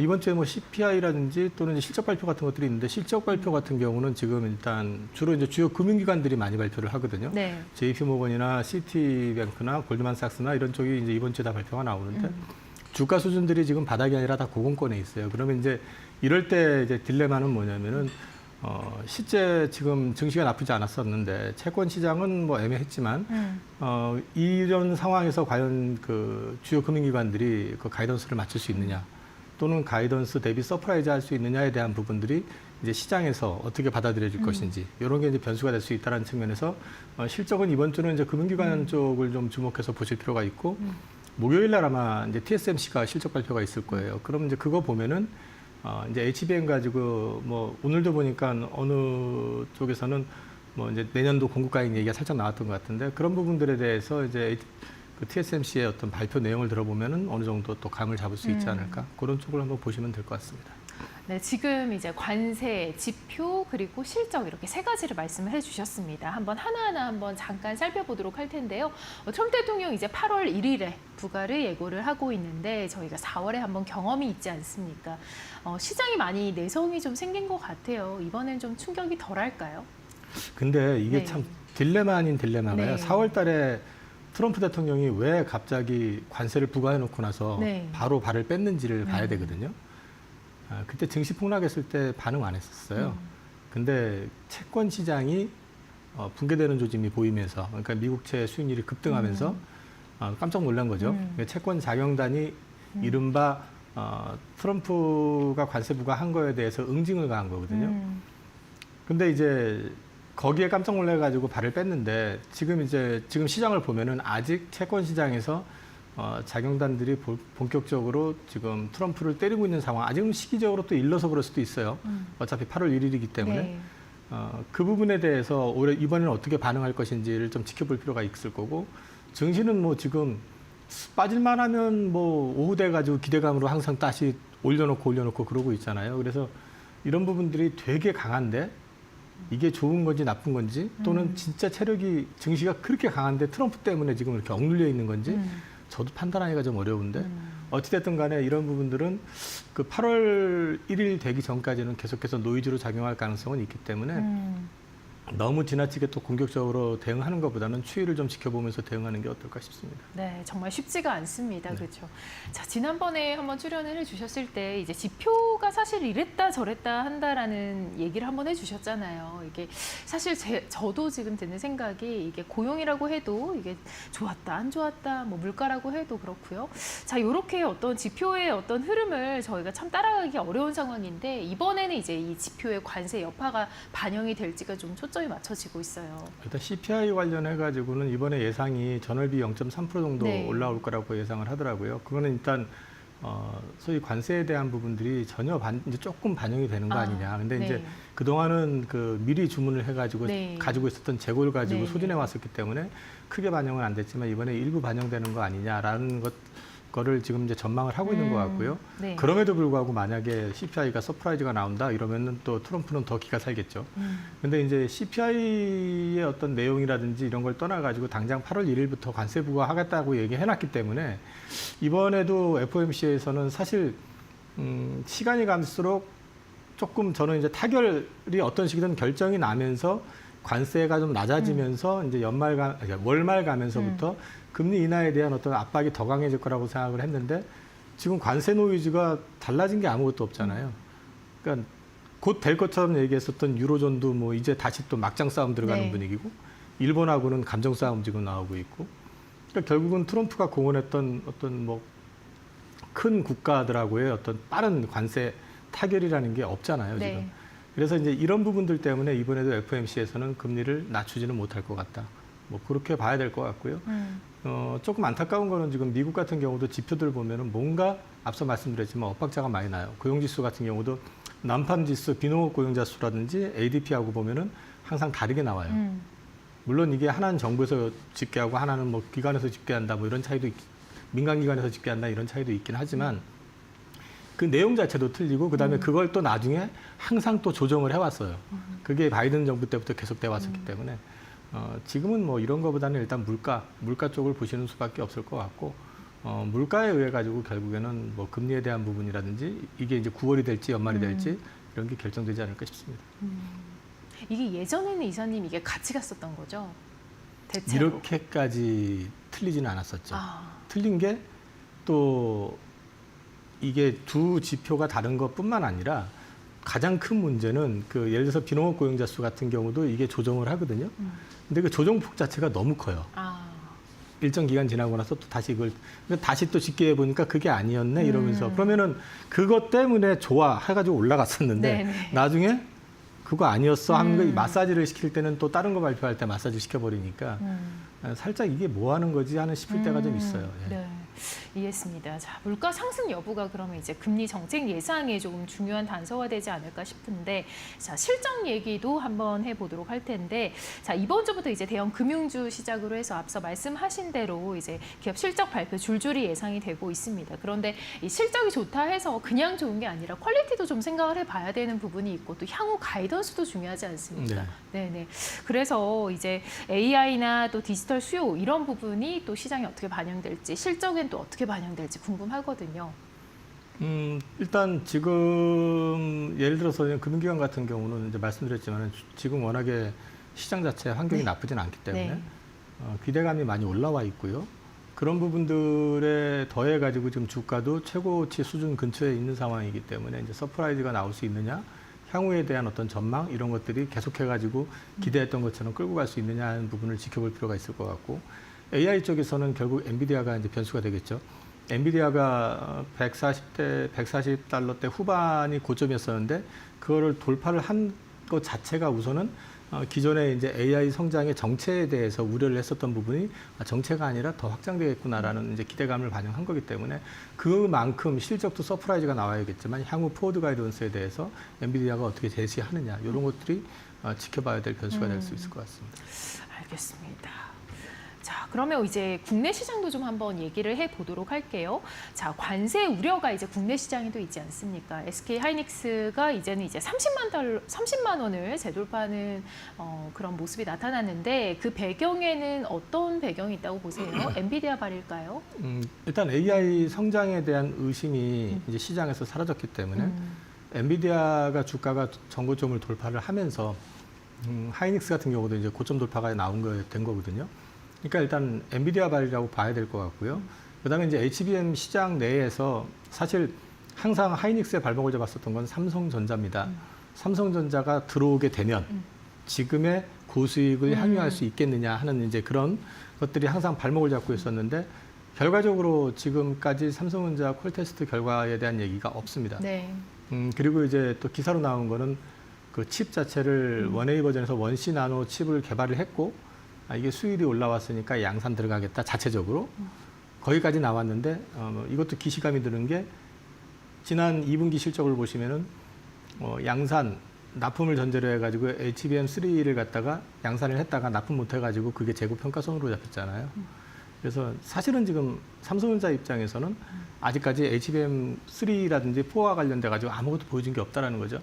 그러면 결국은 하이닉스가 내년도 물량까지는 독식하게 될 가능성이 높다. 그리고 AI 시장이 성장을 계속한다라는 걸 전제로 놓고 봤을 때는 지금 주가가 비싼 거 아니지 않느냐라는 기대감을 갖고 있는 것 같고 여기에 불을 지른 거는 지금 외사계, 외국계 증권사들이 맥쿼리가 먼저 36만 원을 제시했고요. 그다음에 JP모건에서가 43만 원을 제시했는데 그것보다도 거기서 제시한 영업이익 가이던스를 보면요. 맥쿼리 기준으로 보면은 26년이 60억이 아니라 60조. 그다음에 27년을 심지어 90조를 잡아놨거든요. 그러면은 영업이익 만약에 그거 뭐 그쪽에서 예상한 대로 된다라고 할 수도 없는 얘기지만은 그걸 전제로 해서 만약에 지금 주가 수준을 본다 그러면 너무 싼 거죠. 어느 정도로 갈 90조 영업이익이라고 그러면은 예. 이것저것 감안해가지고 순이익을 예를 들어서 60조라고 한다 그러면 순이익이 네. 60에서 70조가 나온다고 네, 그러면 네. PER 10배만 잡아줘도 네. 10배만 잡아줘도 지금 대비해가지고는 엄청 차이 나네요. 2배 그러네요. 뭐 더 네. 가야 되겠죠. 그러니까 외사계를 믿자는 얘기가 아니라 이제 그만큼 거기에 대한 기대감들이 반영이 되면서 최근 한 달 동향을 보시면요, 그 외국인들이 한 700만 주 가까이를 지금 SK 하이닉스를 샀고요. 2개월로 확장시키면 1000만 주 이상을 지금 외국인들이 집중적으로 사고 있는 게 거기에 있는 것 같습니다. 거의 역대급이라고 봐도 되나요? 하이닉스 입장에서는 역대급이죠. 하이닉스 입장에서는 이미 시가총액의 갭이 삼성전자하고의 갭이 지금 가장 많이 좁혀져 있는 상황입니다. 삼성전자가 얼른 분발을 좀 해야 될 것 같은데요. 자, LG전자도 이제 HBM 하이브리드 본더 개발을 추진하고 있는데 이 한국 HBM 시장에 또 어떤 영향이 있을지 궁금하거든요. 저는 솔직히 이런 말씀드리면 좀 죄송한데 네. 그게 이제 완성해가지고 상용화 목표가 28년이에요. 뭐하러 기사를 냈는지 잘 모르겠어요. 하이브리드 본더를 지금 현재 개발을 하고 있고 진행을 하고 있는 회사들이 굉장히 많거든요. 네. 이제 그 시장에 진출한다라고 이제 기사가 남으로 인해 가지고 주가가 좀 반등했다가 네. 살짝 눌렸잖아요. 네. 근데 생각해 보면은 일단은 상용화 하는 데까지 걸리는 시간도 시간이고요. 그 시장 내에서의 경쟁자들도 많잖아요. 네. 그것만 집중적으로 개발하는 회사들도 많고요. 네. 근데 LG전자라고 하는 타이틀이 크니까 네. 국내 기업들이 상대적으로 그들보다는 그쵸. LG보다는 작잖아요. 주목하게 그러니까 되죠. 영향을 받게 네. 되는 거죠. 그거 이상 아무것도 없다라는 거죠, 지금은. 그래서 저는 이 부분에 대해서는 사실 시장 노이즈일 뿐이다. 그때 가봐야지 하는 거고 될 수 있을지 여부를 그렇게까지 해서 만들어내겠다라고 모든 걸 다 해낼 수 있을 정도가 된다면은 우리나라 기업이 세계 최고 기업이 되는 건 시간 문제겠죠. 그러니까 이제 저런 것들은 그냥 회사의 의지 정도 표명한 것이다라고 밖에 저는 보고 있지 않습니다. 2028년이면 많이 늦네요. 네. 네, 현대차도 지금 관세 불확실성 속에서 상반기 미국 점유율 11% 정도 지금 나오고 있는데, 자, 품질 브랜드 인지도 향상 등 이 내부의 어떤 혁신들이 이제 빛을 보는 걸까요? 아니면은 잠깐 일시적일 걸까요? 저는 그 의미 없다고 생각합니다. 지금은 일단 이제 최종적으로 지금은 여전히 이제 50% 관세 품목 관세는 받고 있을 거고 네. 이미 나가 있는 재고를 소진을 해가면서 지금 시장 점유율을 높이는 과정이라고 네, 봐야 네. 되는 거고요. 이제 그 재고 소진되면서 실제로 이제 여기서 물건이 나가게 될 때, 그 다음에 현지에서 생산을 해가지고 진행을 했을 때, 그때의 이제 시장 점유율이 진짜라고 생각을 하고 있고요. 그렇다고 해서 제가 너무 폄훼하는 건 아니고, 네네.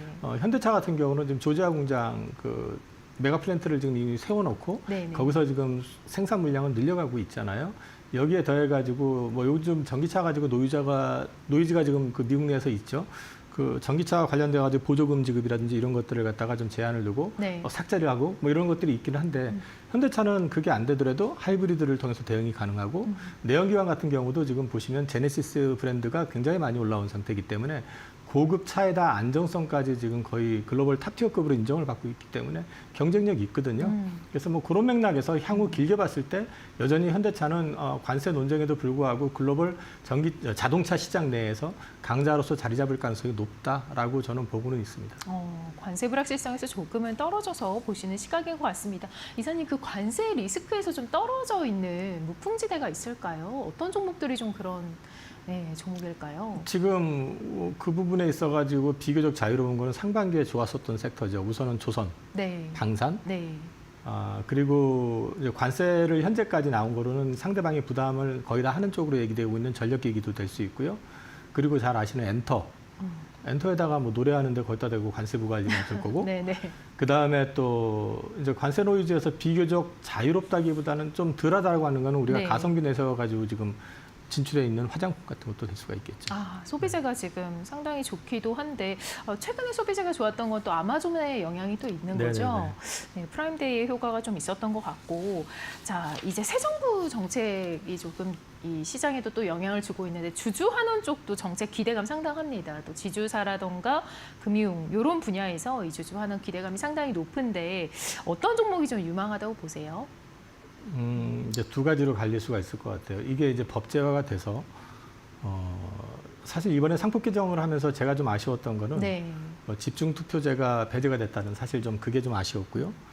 사실 그것까지 해가지고 이사회에 이제 대주주 위주의 어떤 이사 구성이 아니라 그 대주주가 원치든 원치 않든 소액주주를 보호하거나 다른 사람의 의견이 반영이 될 수 있는 이사가 진출을 하게 됐을 경우에는 네. 이사회의 기능 자체가 일방 독주는 안 될 거 아니에요. 그렇게 될 경우에는 소위 이제 그 주주 환원이라든지 이런 것도 역시 마찬가지로 네. 대주주 입맛에 맞게 가지는 않을 거라는 거죠. 근데 그거 하나 하고 두 번째는 이제 지금 얘기가 되고 있는 배당소득 분리과세입니다. 이 배당소득 분리과세가 되게 중요한 게 뭐냐면은 사실은 대주주 입장에서 봤을 때는 배당 많이 줘봤자 절반은 세금으로 뜯겨요. 배당을 많이 해줄 이유가 없어요. 그리고 자신은 배당 안 해주고 연봉 받으면 돼요. 연봉 몇십억 받으면 되지. 근데 소액주주들은 그러면 기다리고 있는데 아무것도 안 줘요.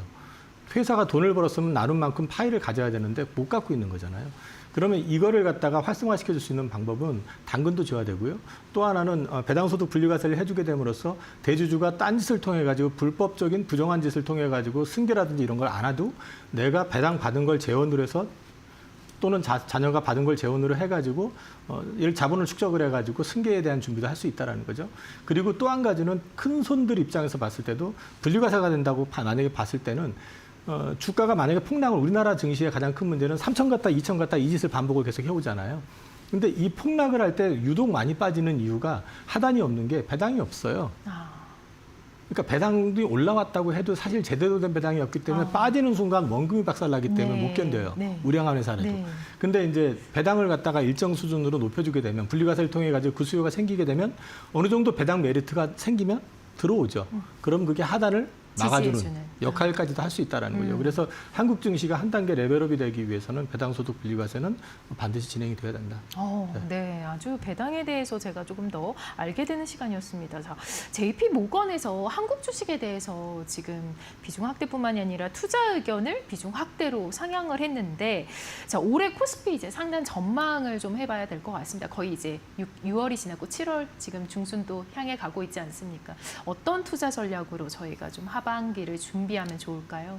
요즘 같은 장은 사실은 이게 저같이 어떤 증시를 오래 보고 또는 경제학과 관련해 가지고 어느 정도 지식을 갖고 있는 사람들이 힘들어요. 정상적으로 봤을 때는 이게 아닌데 싶은데 꾸역꾸역 올라가는. 그러니까 제가 유동성장이라고 말씀을 드렸지만은 거기에 더해 가지고 정책의 변화, 그 다음에 제도 변화를 통해 가지고 기업의 펀더멘탈 가치를 갖다가 회복시키는 작업까지 가고 있다 보니까 굉장히 강하게 움직이고 있거든요. 근데 이제 이 기조가 계속 된다는 전제 하에서 네. 그리고 관세라든지 이런 것들이 어떤 글로벌 충격을 줘가지고 시장에 어떤 큰 충격이 나오지 않는다. 예를 들어 가지고 금융 쇼크라든지 이런 것들이 발생하지 않는다는 전제 하에서는 연말까지는 저는 주가는 어쨌든 꾸준히 지금보다는 우상향을 해나갈 가능성이 있다고 보고 있고요. 반면에 만약에 주가가 빠진다 하더라도 마찬가지로 금융 쇼크가 없다는 전제로 놓고 얘기하면 하단은 되게 견고하게 올라와 있을 거다. 지금 제가 생각할 때는 지금 지수 하단 만약에 상법 개정 플러스 배당소득 분리과세 이런 것들이 구체화된다고 하면은 이게 2,800을 쉽게 깨지 못할 거다. 근데 지금 3,200인데 2,800 말 같은 소리를 해라 하실 수도 있는데 네. 불과 한 달 전에 2,800은 우리가 꿈도 못 보던 자리였었습니다. 맞아요. 그 정도로 하단이 올라올 수 있다는 네. 얘기예요. 그러니까 이 지금은 가장 큰 키워드는 정책, 지속성에 대한 부분이 있다고 보시면 될 것 같습니다. 네, 알겠습니다. 자, 오늘도 너무 유익하고 또 의미 있는 이야기들 많이 참고를 해보면 좋을 것 같습니다. 자, 오늘은 이영훈 IM증권 서울금융센터 이사님과 함께했습니다. 고맙습니다. 네, 미국 증시 반등에 성공을 했습니다. 이 트럼프 타코 기조에 의해서 그렇게 됐는데 이번 국내 증시, 오늘의 국내 증시에도 커플링이 될 수 있을지 한번 지켜봐야겠습니다. 잠시 후에 마켓나우 1부 함께 하시고요. 저희는 여기서 물러가도록 하겠습니다. 시청해주신 여러분 고맙습니다.